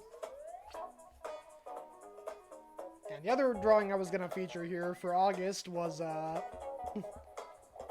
so this was there was another themed stream I did that was sports with a twist. I mentioned earlier I did nursery rhymes with a twist. I also did sports with a twist. And I ended up doing creating a kind of a new Olympic sport called speed curling. Not curling, not speed curling, but speed curdling. As in curdled milk.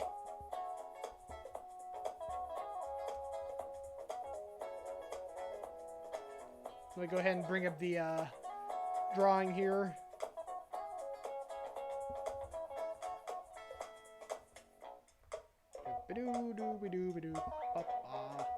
There we go. So the object of the game is to push a carton of milk and then sweep it. Yeah, the sweeping the floor causes it to keep going, which causes it to gain friction, which causes the milk to spoil. So the object is to take a fresh carton of milk and then push it along, and the one who has the most rotten carton of milk by the end of the race is the winner. So it's literally speed curdling. I'm surprised they haven't made that into an official sport yet. But yeah, let me go ahead and draw cheese here, sweeping a carton of milk.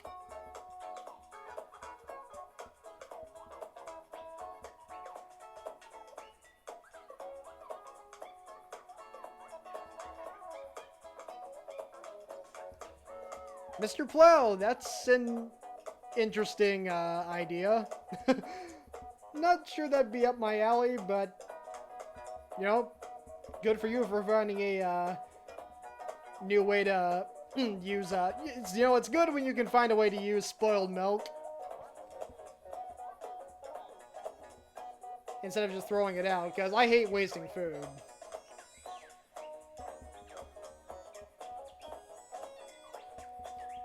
So it's nice if you can find some way to, not waste rotten food.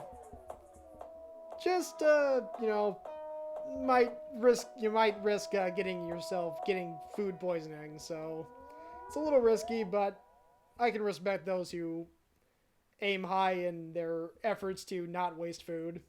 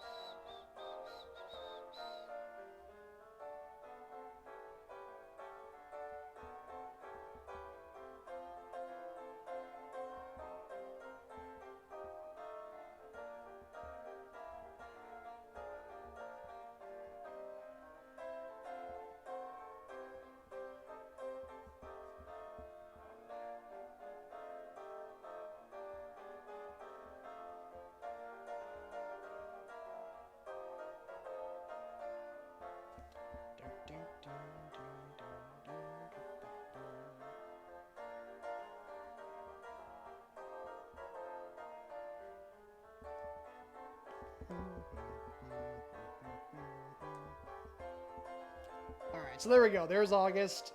80s Songbird and speed curdling.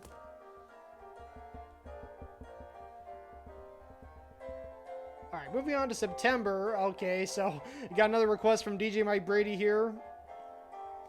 Street Racing Slugs. So the previous week, I had done a back-to-school theme, and I drew a slug crossing guard. I'll go ahead and bring that up.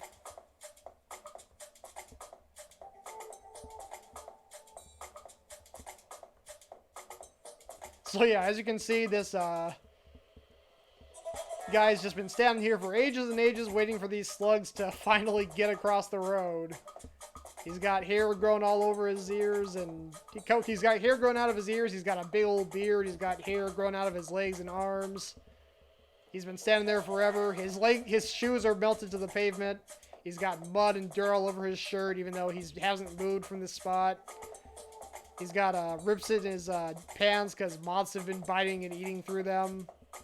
And the slugs are just merrily, slowly making their way to school. So what happened is DJ Mike Brady requested a follow-up showing the slugs a couple years later as street racers.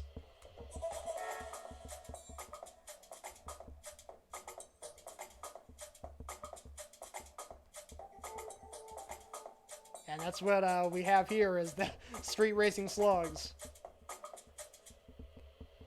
The cops are just kind of standing there. They can totally just catch them in a matter of seconds, but they're kind of finding the whole thing amusing, so they decided to just let them just keep running away in vain, trying to run away in vain.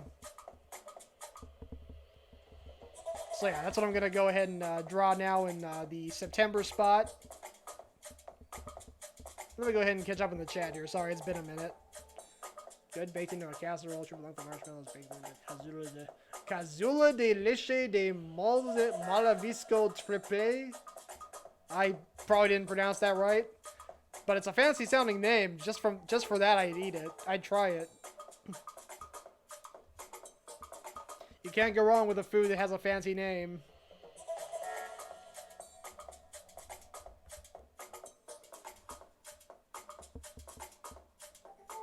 Alright, so here we got September. And yes, Green Day, I will wake you up when September ends. If you're watching out there. I don't know if you are. That'd be pretty amazing if you were, but yeah, I will wake you up when September ends, don't worry.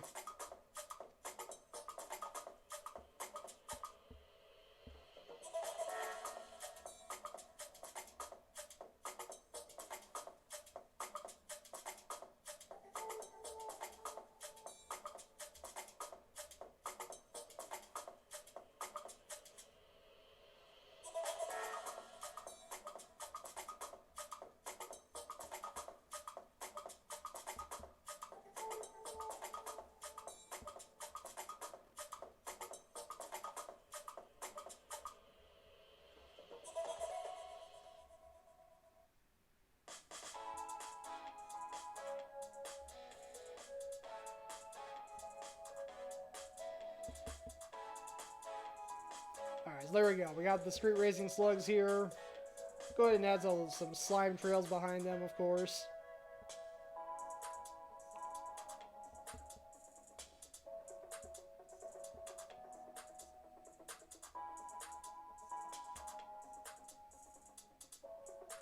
Oh, looks like I got a little bit of fuzz on my pencil there. Let me go ahead and get rid of that.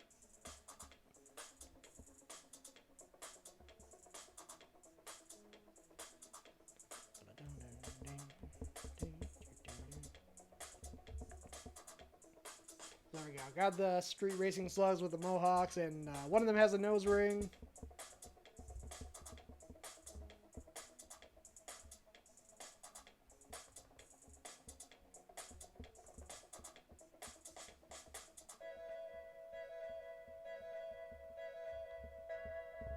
And yeah, I think that'll pretty much do it. Now the other character I'm going to use for this particular month is Microwave Man. Let me go ahead and bring that up.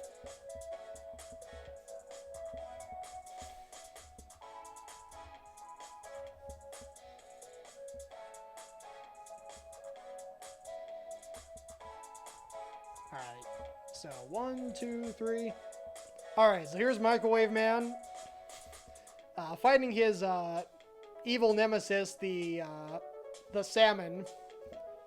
So how Microwave Man works is he uses his secret power source, foil, aluminum foil. He sticks it inside himself, and if you've ever stuck aluminum foil inside a microwave, like I have once and learned to regret it, so he uses it to spark electricity, and then uses that electricity to shock his foes. And of course, what worse food can you put in the microwave than salmon? Hence why salmon is Microwave Man's arch nemesis. And yeah. And of course, he doesn't stand a chance. Microwave Man takes him out in one big shock. So yeah. Gonna go ahead and add Microwave Man in here.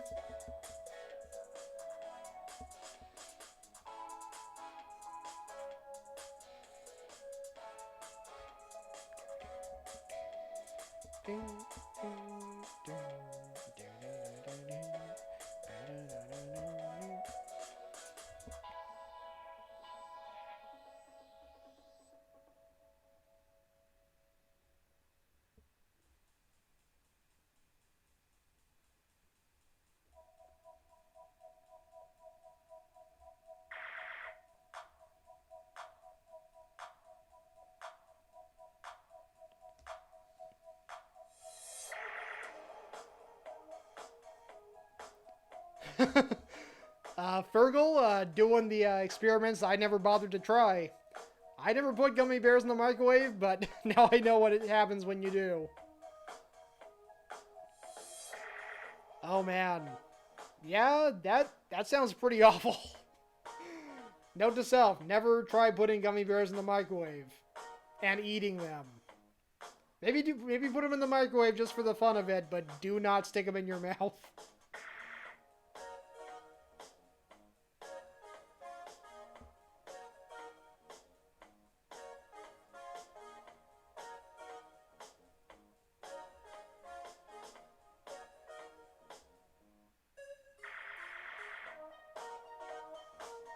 Yeah, there's gotta always be one of us that takes one for the team.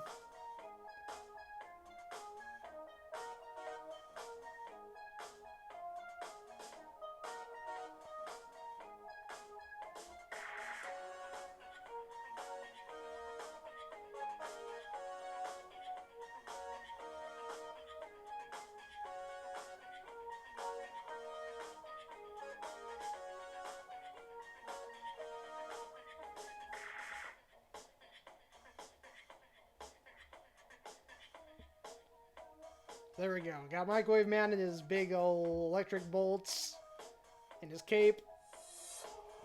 That ought to do it. Oh, Mr. Plow, are you thinking of the Gummy Bear song? No, that wasn't. I don't think that was Crazy Frog. It was from around the same era, though. I remember both that and the Crazy Frog song being mid-2000s. So definitely in a similar vein. But no, I don't think it was Crazy Frog related.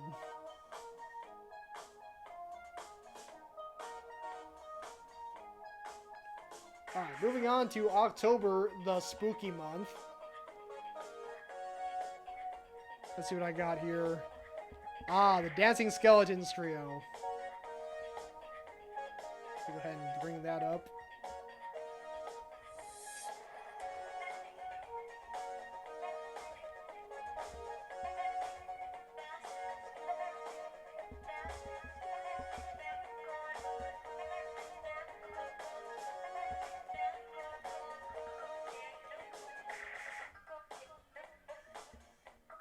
Alright, so let me go ahead and bring this drawing up here. We got a trio of dancing skeletons. One of them is doing the John Travolta. Oh, no, wait, I came up with custom names for them. This was, the guy on the left is John Trascolta.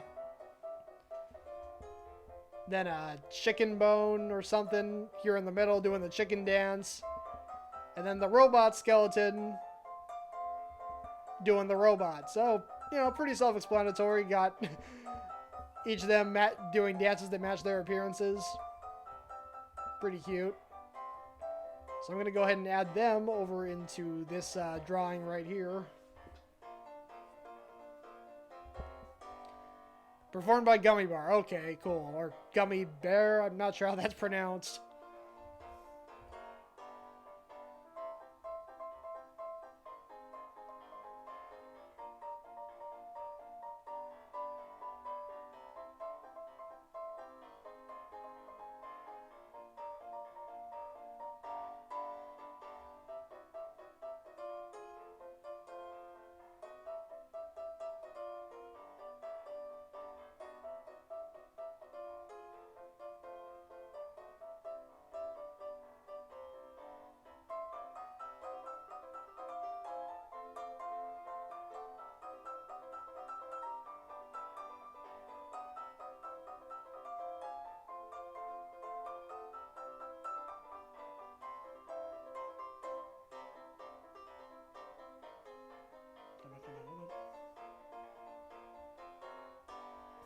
There we go. I got the John Travolta skeleton. We'll go ahead and draw the chicken skeleton.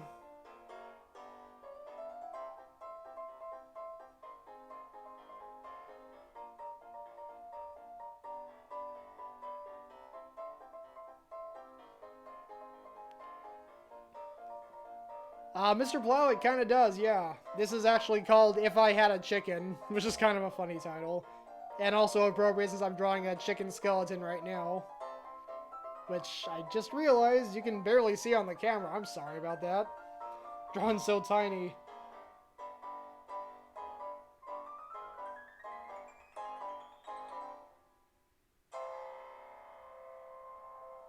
I'll bring it up close in just a second.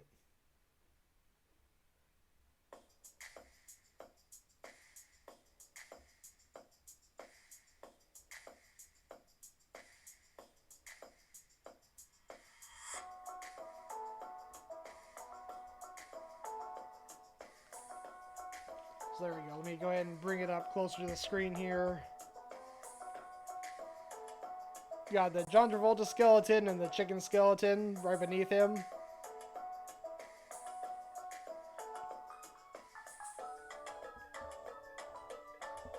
Fergal, that's a legit possibility. I don't think it sounds exactly like The Entertainer. It does sound fairly similar in style. Alright, one more skeleton, the robot.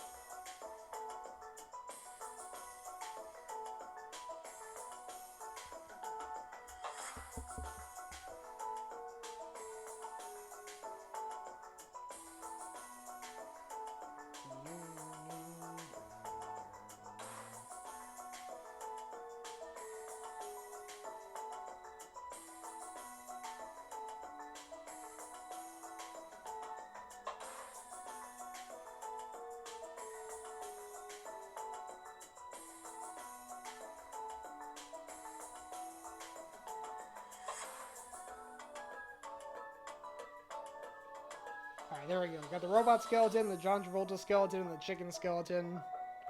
All doing their respective dances. Again, let me zoom in here.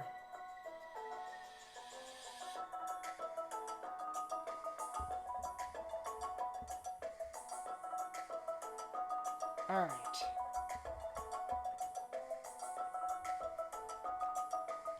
Okay, so here we got a, next up we got a scarecrow with a dangerously shiny bald spot.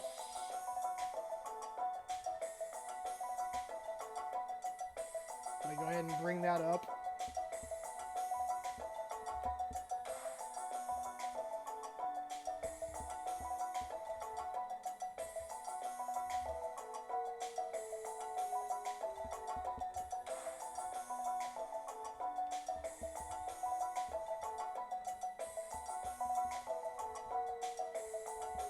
Alright, so yeah, here, the gimmick here is that his way of scaring away crows, I guess you could say, is by taking his hat off and revealing his bald spot, which is so shiny that the reflection off of it is actually lethal to any crows.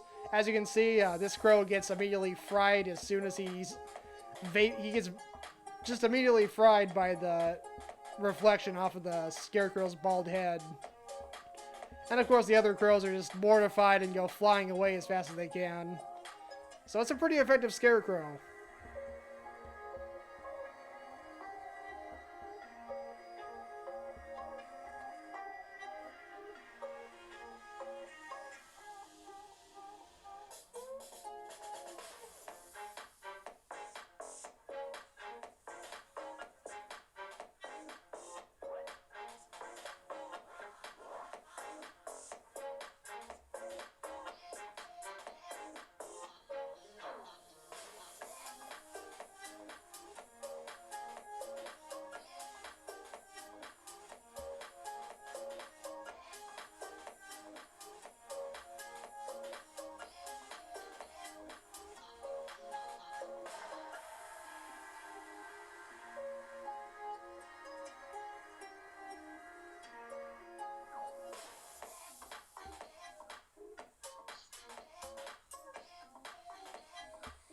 Elise Jang, awesome to see you here. Thanks so much for coming.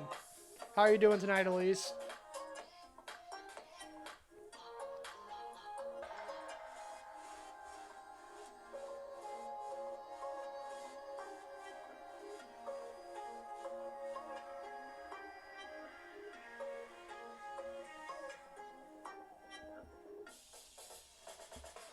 Elise, I'm doing pretty well.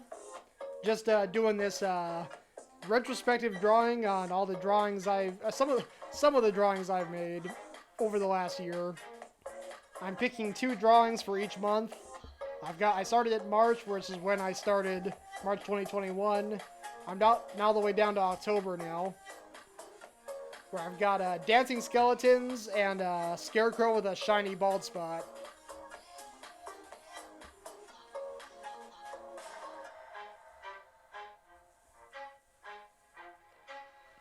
At least, yeah, this is my 1-year anniversary. Tomorrow is my actual first Twitch birthday, March 10th.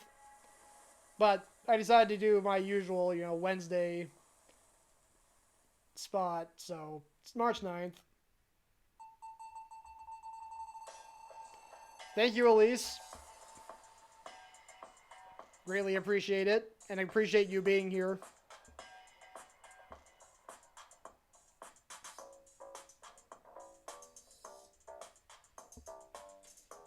Alright, so that should do it for October. So we're getting pretty close to the end here. Just got November, December, January, and February, and then I'll be all caught up. That'll bring us to today.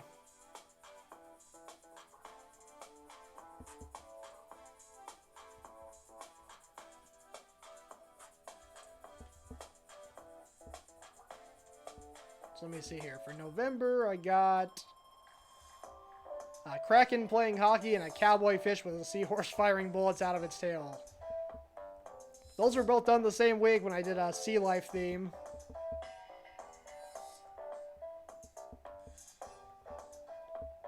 We'll go ahead and do the team of krakens playing ice hockey first. And of course I'll bring it up on screen because this is basically just one big retrospective for my last year of streaming. So we go ahead and bring up the krakens playing ice hockey. And zoom in a little bit because that's a little too far zoomed out. There we go. So a team of krakens playing ice hockey. And wearing helmets that seem a little too small for them. I'm not sure if those are going to be super effective. Also, the fact that they're, they have tentacles and they're slipping along on the ice. I don't know. I guess somehow they make it work.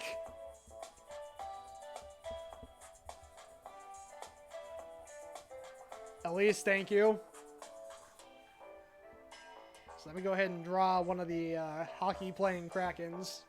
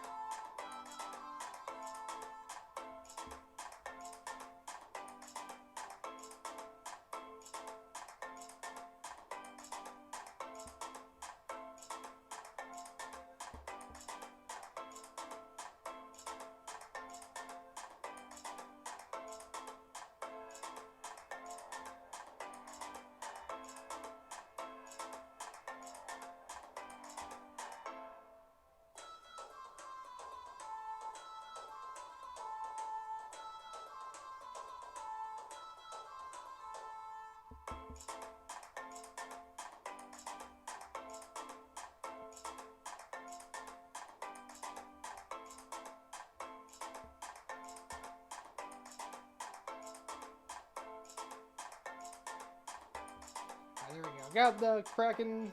Alright, got a Kraken with a hockey puck and a hockey stick. Let me go ahead and move on to the second drawing in this set, which is a good old-fashioned cowboy fish shootout. So yeah, as you can see here, you got both of these. Actually, you got one fish and one starfish. The starfish is like corrupt sheriff, and both of them have seahorses that fire bullets out of their tails. It's a neat trick. So I'm gonna go ahead and draw the cowboy fish and his bullet shooting seahorse.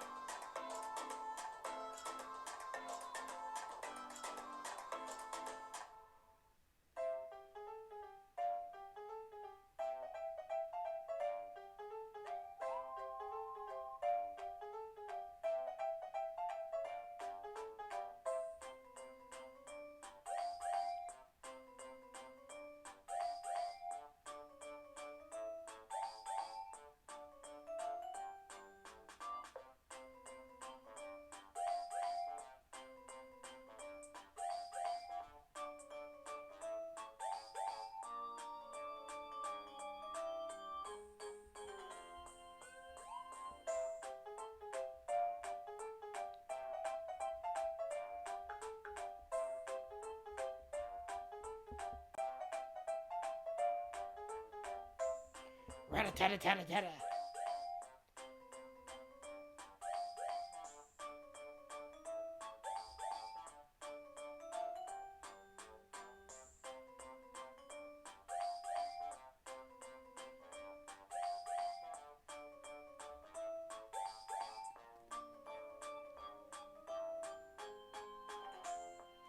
Alright, there we go. Got the cowboy fish of the seahorse.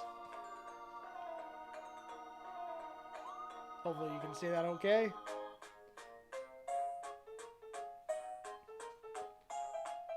Alright, that brings us to December. But before I do December, I think I'm going to go ahead and take a break from this to do one more drawing prompt I set up for myself before the show.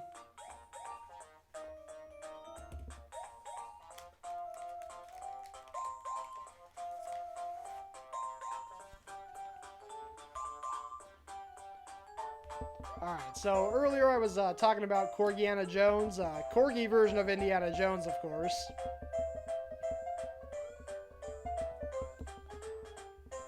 Well, one of his adventures took him... It was a pretty wild ride. He ended up in a... Pardon me, spicy jelly bean mine.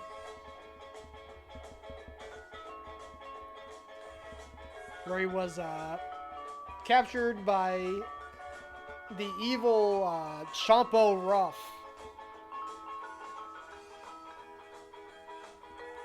And he was strung up on a very, kind of like Temple of Doom, he was strung up to this horizontal pole.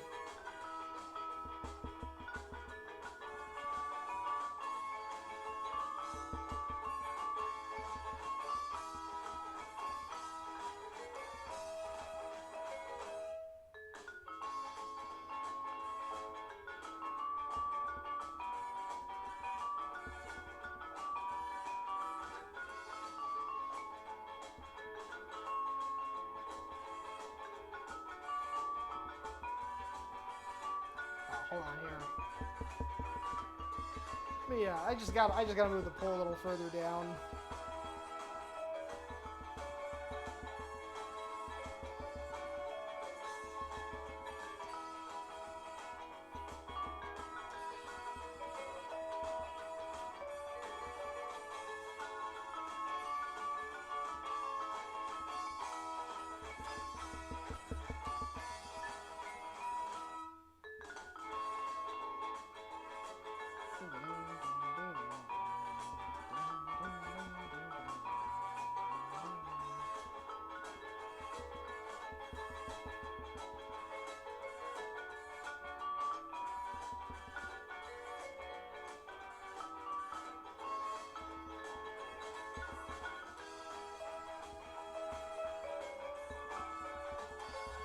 There we go.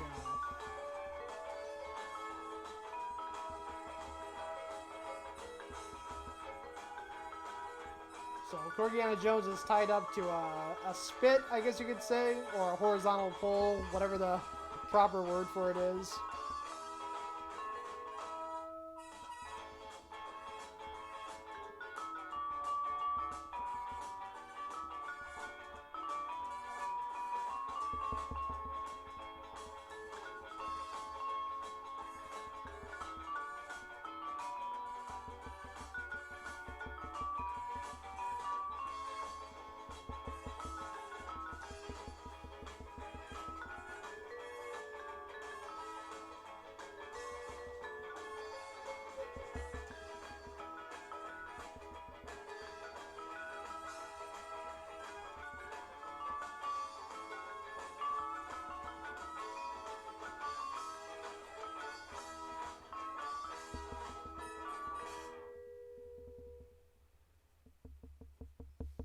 Here's Champo Ruff here. Gonna make him look pretty intimidating and towering in size.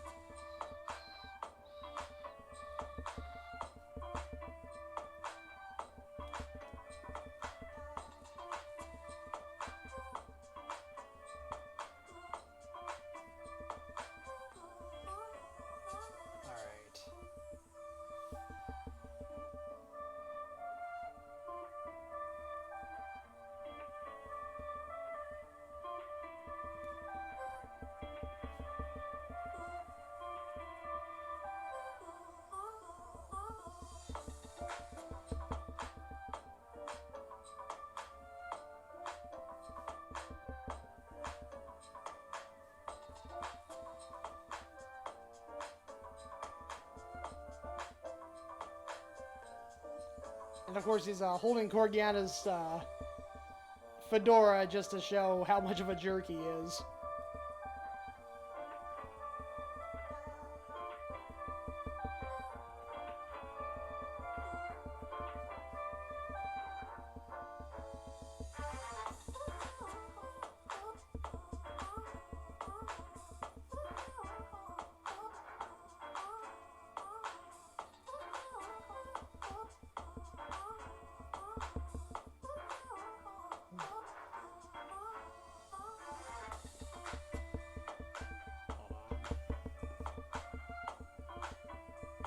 So as I said, he's got basically. So this is very much homage to Temple of Doom.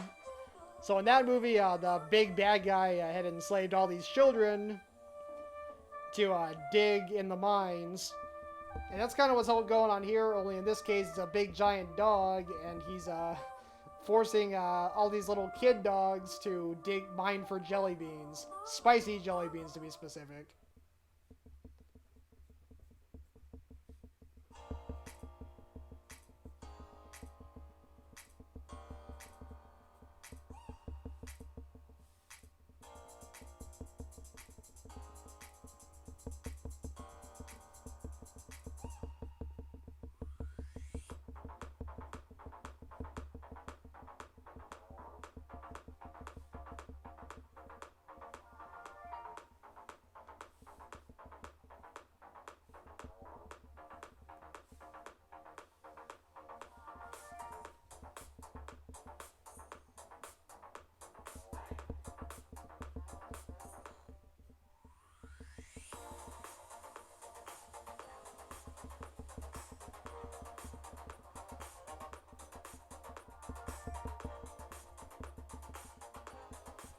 Me move this down so it's a little easier to see what's going on.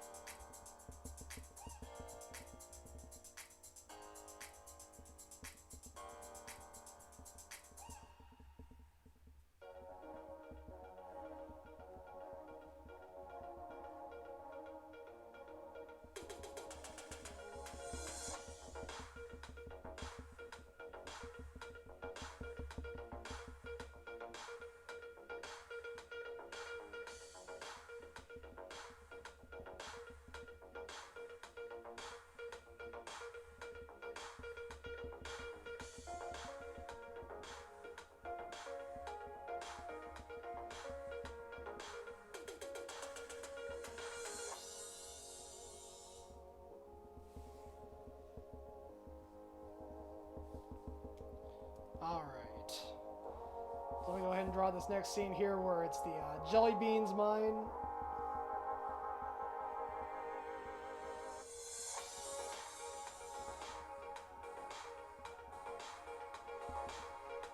And then Corgiana's ally, the Great Hippo, storms into the mine, ready to rescue his ally.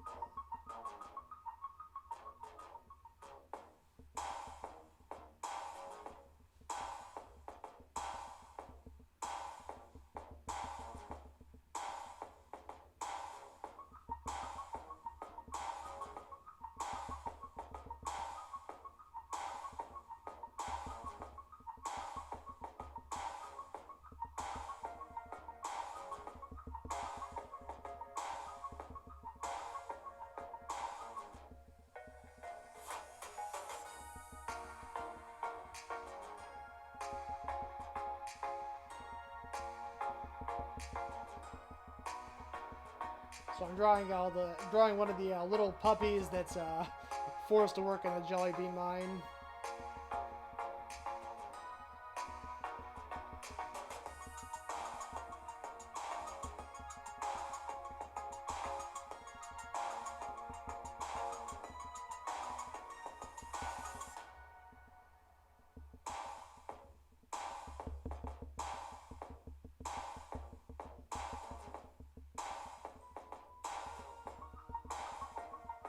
Here's a big pile of the jelly beans.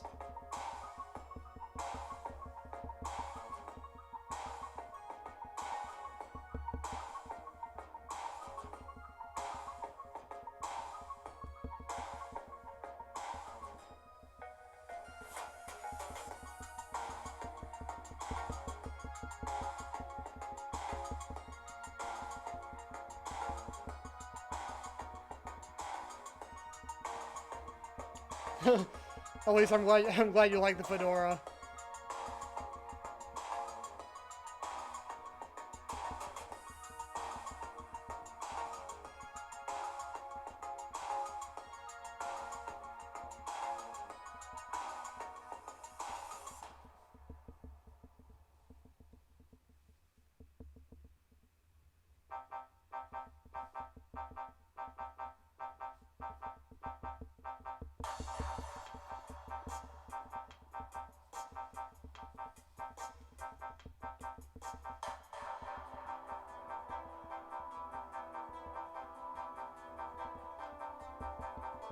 Alright, so the cool thing about Great Hippo is that he has a penchant for eating spicy things, and that includes spicy jelly beans.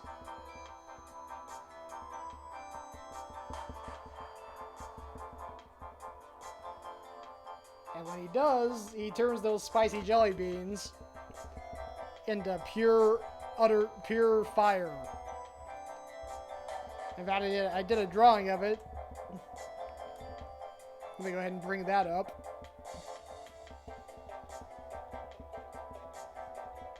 And also make it a little bit bigger, of course.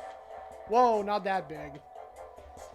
So yeah, he eats some spicy jelly beans, and then his stomach acid turns them into pure fire, and then he breathes fire at any of his foes. So that's what's about to happen here. I also got some spicy hippo emotes here in the chat. Or, I have spicy hippo emotes, so I'm going to go ahead and spam them in the chat. Have them fly around on screen. And also, I'll transition back to the drawing. Sorry about that.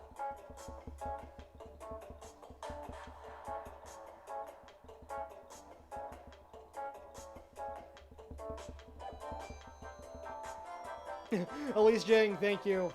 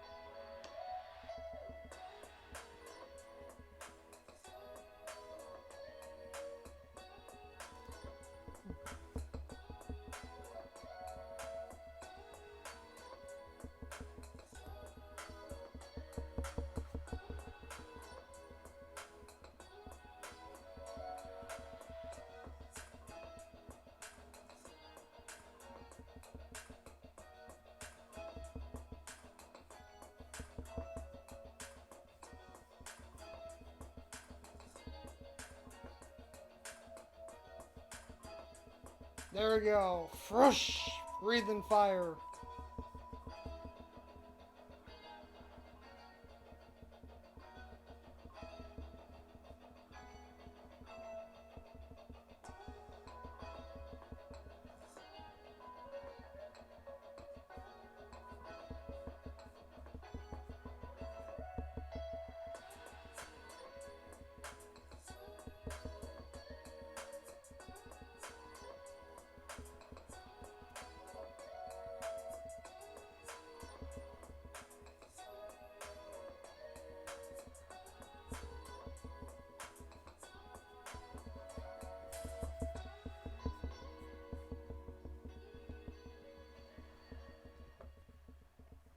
So yeah, there you go. Great Hippo comes in to save Corgiana Jones by breathing fire. And the children were able to given a chance to escape because the Champo Ruff was distracted. And that gave him a chance to escape and be free. I don't have room to show all of that, but that's basically what happens after this all takes place. But yeah, Hippo comes to save Corgiana Jones, and they all lived happily ever after.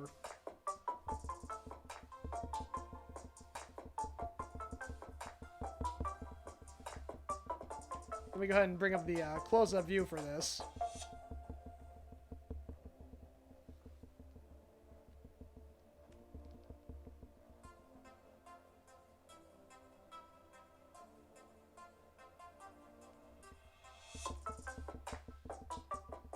Alright, now I'm going to get back to the retrospective drawing, and once I finish this, I'm going to go ahead and call it a night. It's been a pretty epic stream so far. I've been going for 2.5 hours, over 2.5 hours. Probably going to make it to 3 hours before I'm done. It's been an amazing stream so far. Thank you all so much, those who have stuck around and hung out. I greatly appreciate all of you.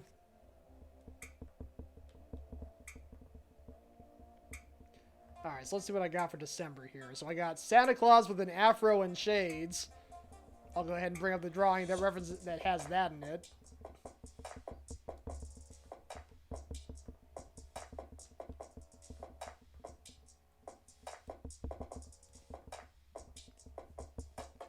So one of the stream themes that I do every few weeks is I make drawings based on song titles. And around Christmas time, I did Christmas song titles. And one of the songs I did was Santa Claus is Coming in a Boogie Woogie Choo Choo Train by the Tractors. And so let me go ahead and bring that drawing up. Got Santa here with an afro and shades, and you got elves with his shades, and Rudolph has shades. Front of the train's a big old mirror ball. Looks like it's gonna be a wild ride from the North Pole to, well, all over the world to deliver presents. Santa likes to rock it, indeed. Like a boogie woogie choo choo train. Pardon my bad singing. Alright, so yeah, let me go ahead and draw old Santa here with his afro and shades.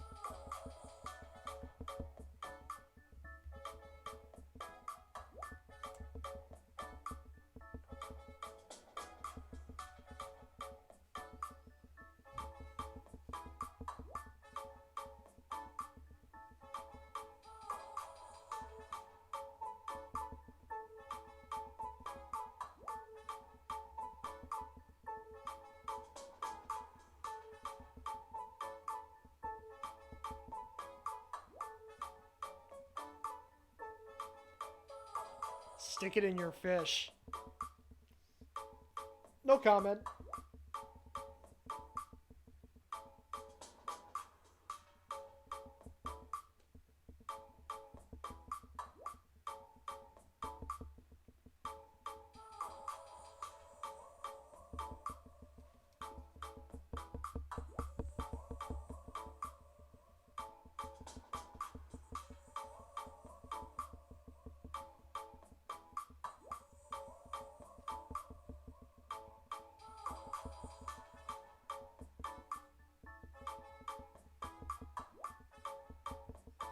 Alright, there we go. Santa with an afro.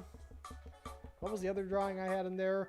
Alien in a gift-wrapped UFO. Because another one of the song titles that I did was I Want an Alien for Christmas by Fountains of Wayne.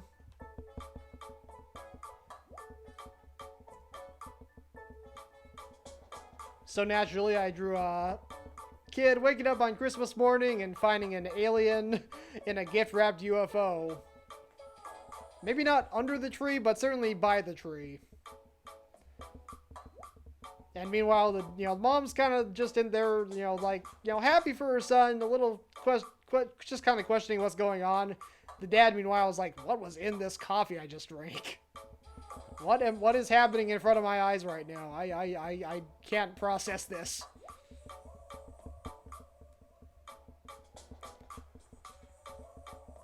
So I'm gonna go ahead and draw the alien in the gift-wrapped UFO.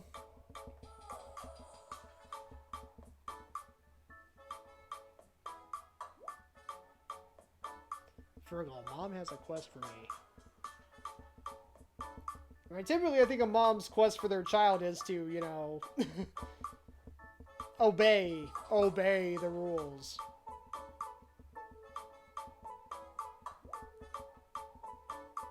Or, you know, clean up their room, or do their chores.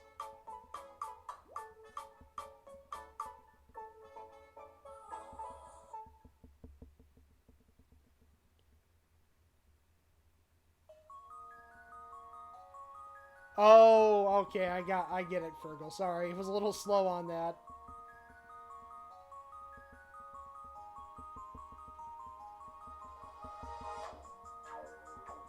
And Mr. Plow, yeah, I did know that Santa Likes to Rock, Santa Claus is Coming in a Boogie Woogie Choo Choo Train was based on it was a rewritten version of Baby Likes to Rock It by the Tractors.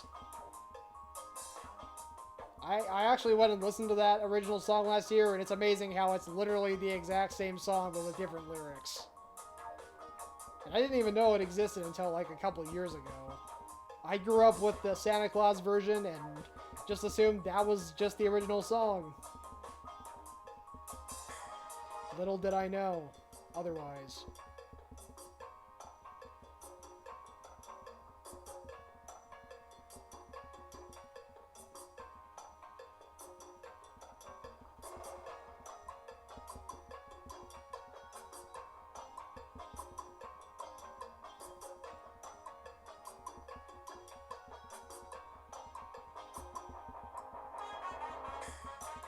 All right.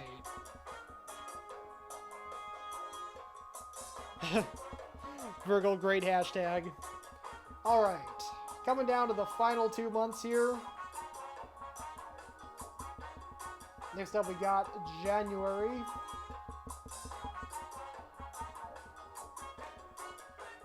What do I have for January? First one is a cute watermelon with a bite taken out of it. Irene Pena Music, she was here earlier. Great streamer here on Twitch. So her daughter, Evie, wanted me to draw a cute watermelon with a bite taken out of it. So I did. And this is what I ultimately came up with. And I also have this as an emote in the chat. Let me go ahead and spam that in the chat. Get some cute watermelons flying across the screen. I also drew Evie there in the corner, holding a slice of watermelon with a bite taken out of it.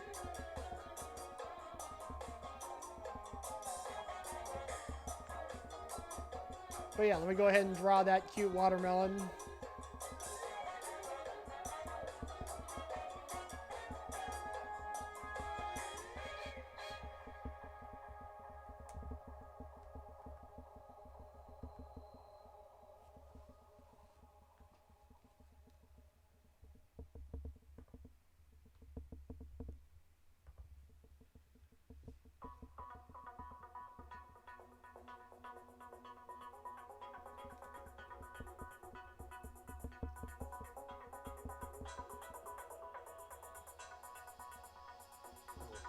Second here.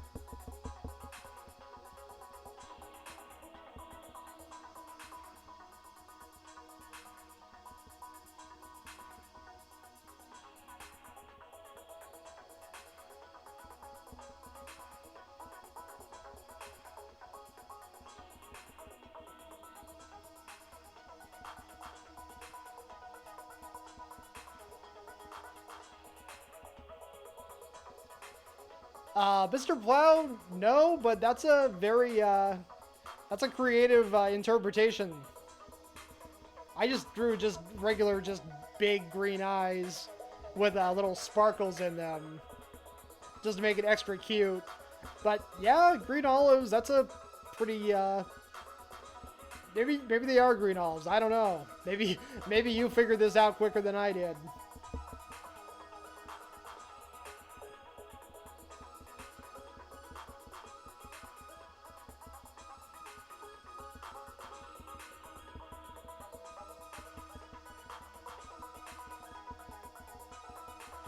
There we go.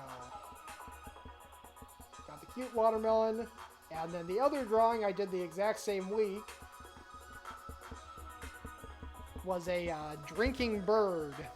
A fancy drinking bird at that.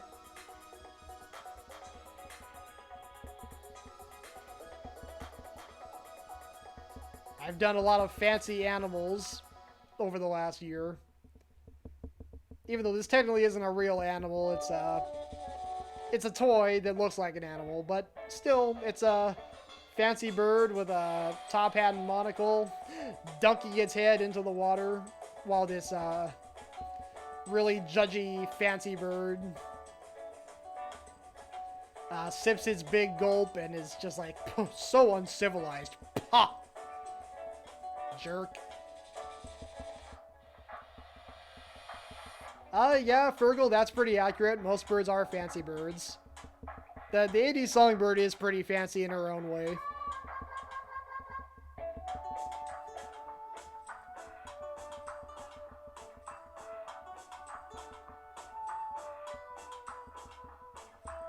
So let me redraw that.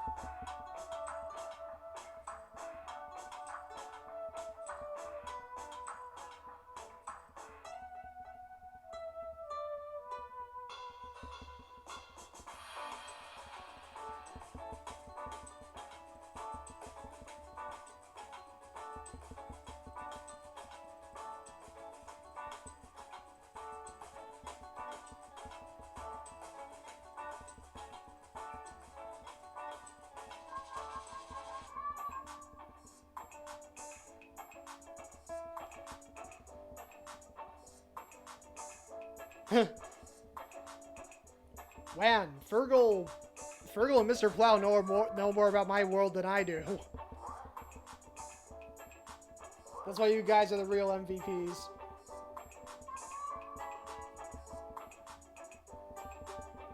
Alright, so there we go. Got a drinking bird, a glass of water. Those are my two drawings for January, and now we come to February, the last month in this drawing. What do I got here? Alright, so I got a blender spraying puree all over. Let me go ahead and bring that drawing up. Because really, just explaining it wouldn't do it justice. I gotta show the actual drawing that inspired it.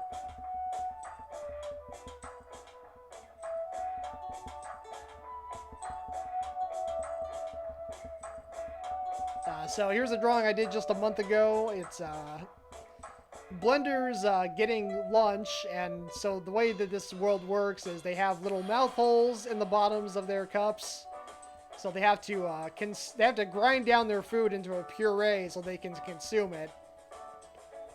But they also have to be very careful to put their lids on securely before they hit blend.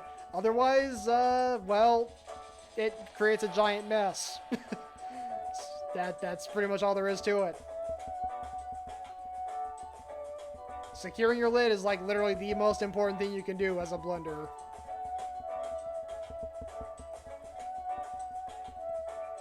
So I'm going to go ahead and draw that blender here.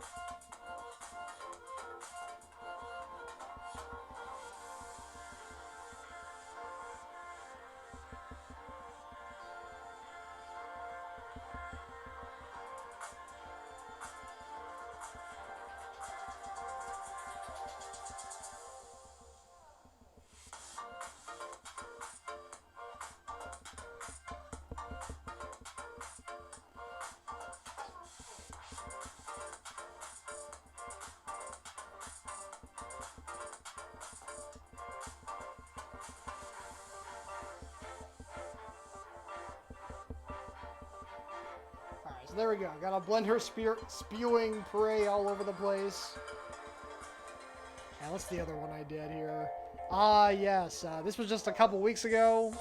I had a plants theme.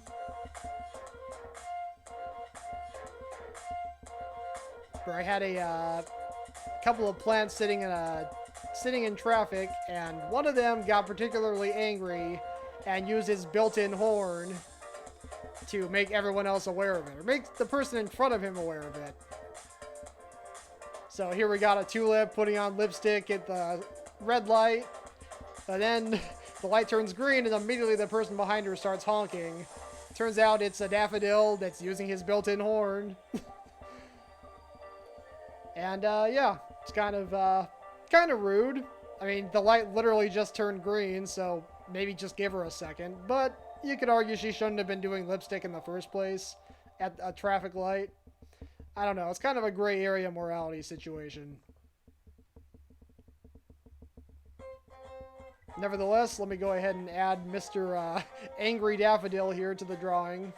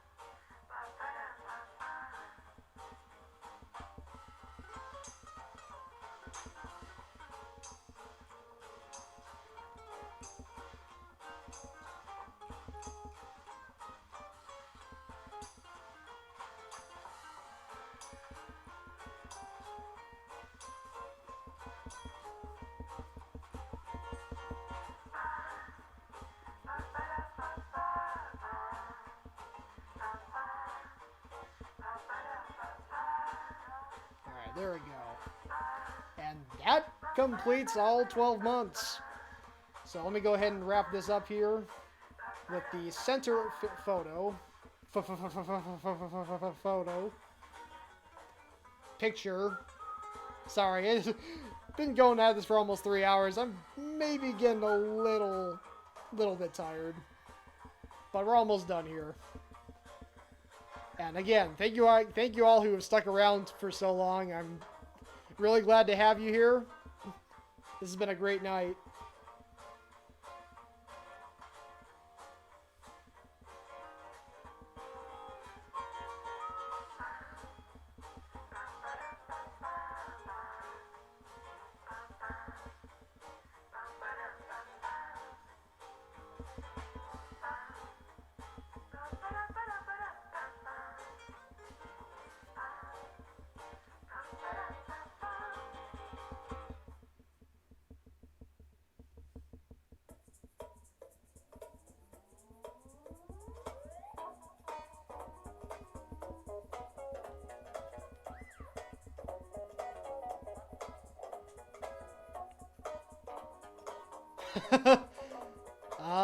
Fergal? Yeah, that's a possibility. Gosh, man, I don't know if I can handle that. Then again, I managed to make it a whole year in streaming, so who knows? Maybe I can do it someday.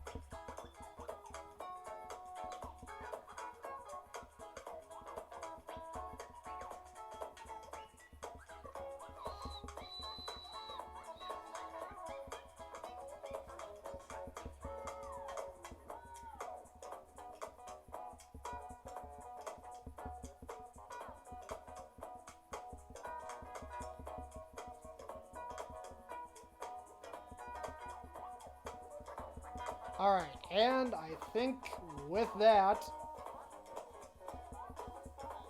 we are just about done.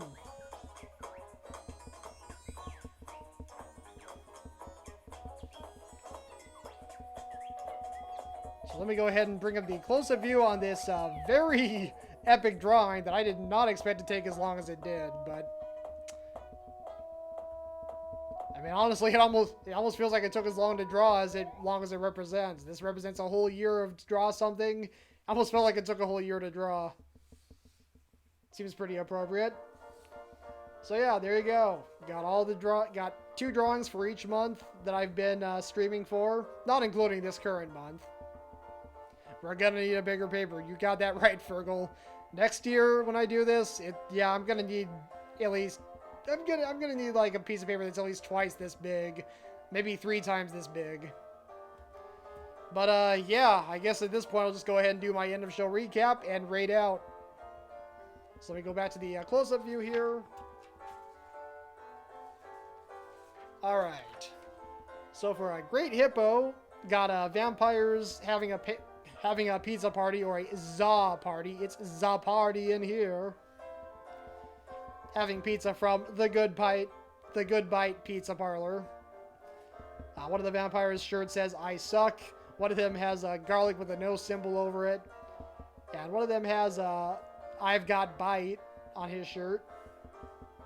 And of course, there's a biggest size jar of "I can't believe it's not garlic," artificial garlic, imitation garlic, I should say.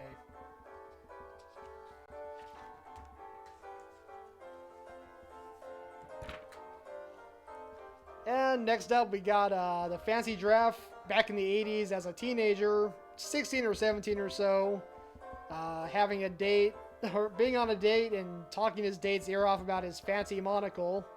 His date just kind of looks like she wants to be anywhere other than where she is right now. Also note the fact that she has pretty much cleaned up her plate, and meanwhile the Fancy Giraffe hasn't even taken a bite yet because he's just so obsessed with talking about his monocle. And of course, the 80s songbird is there, doing a romantic serenade over this romantic ? Scene.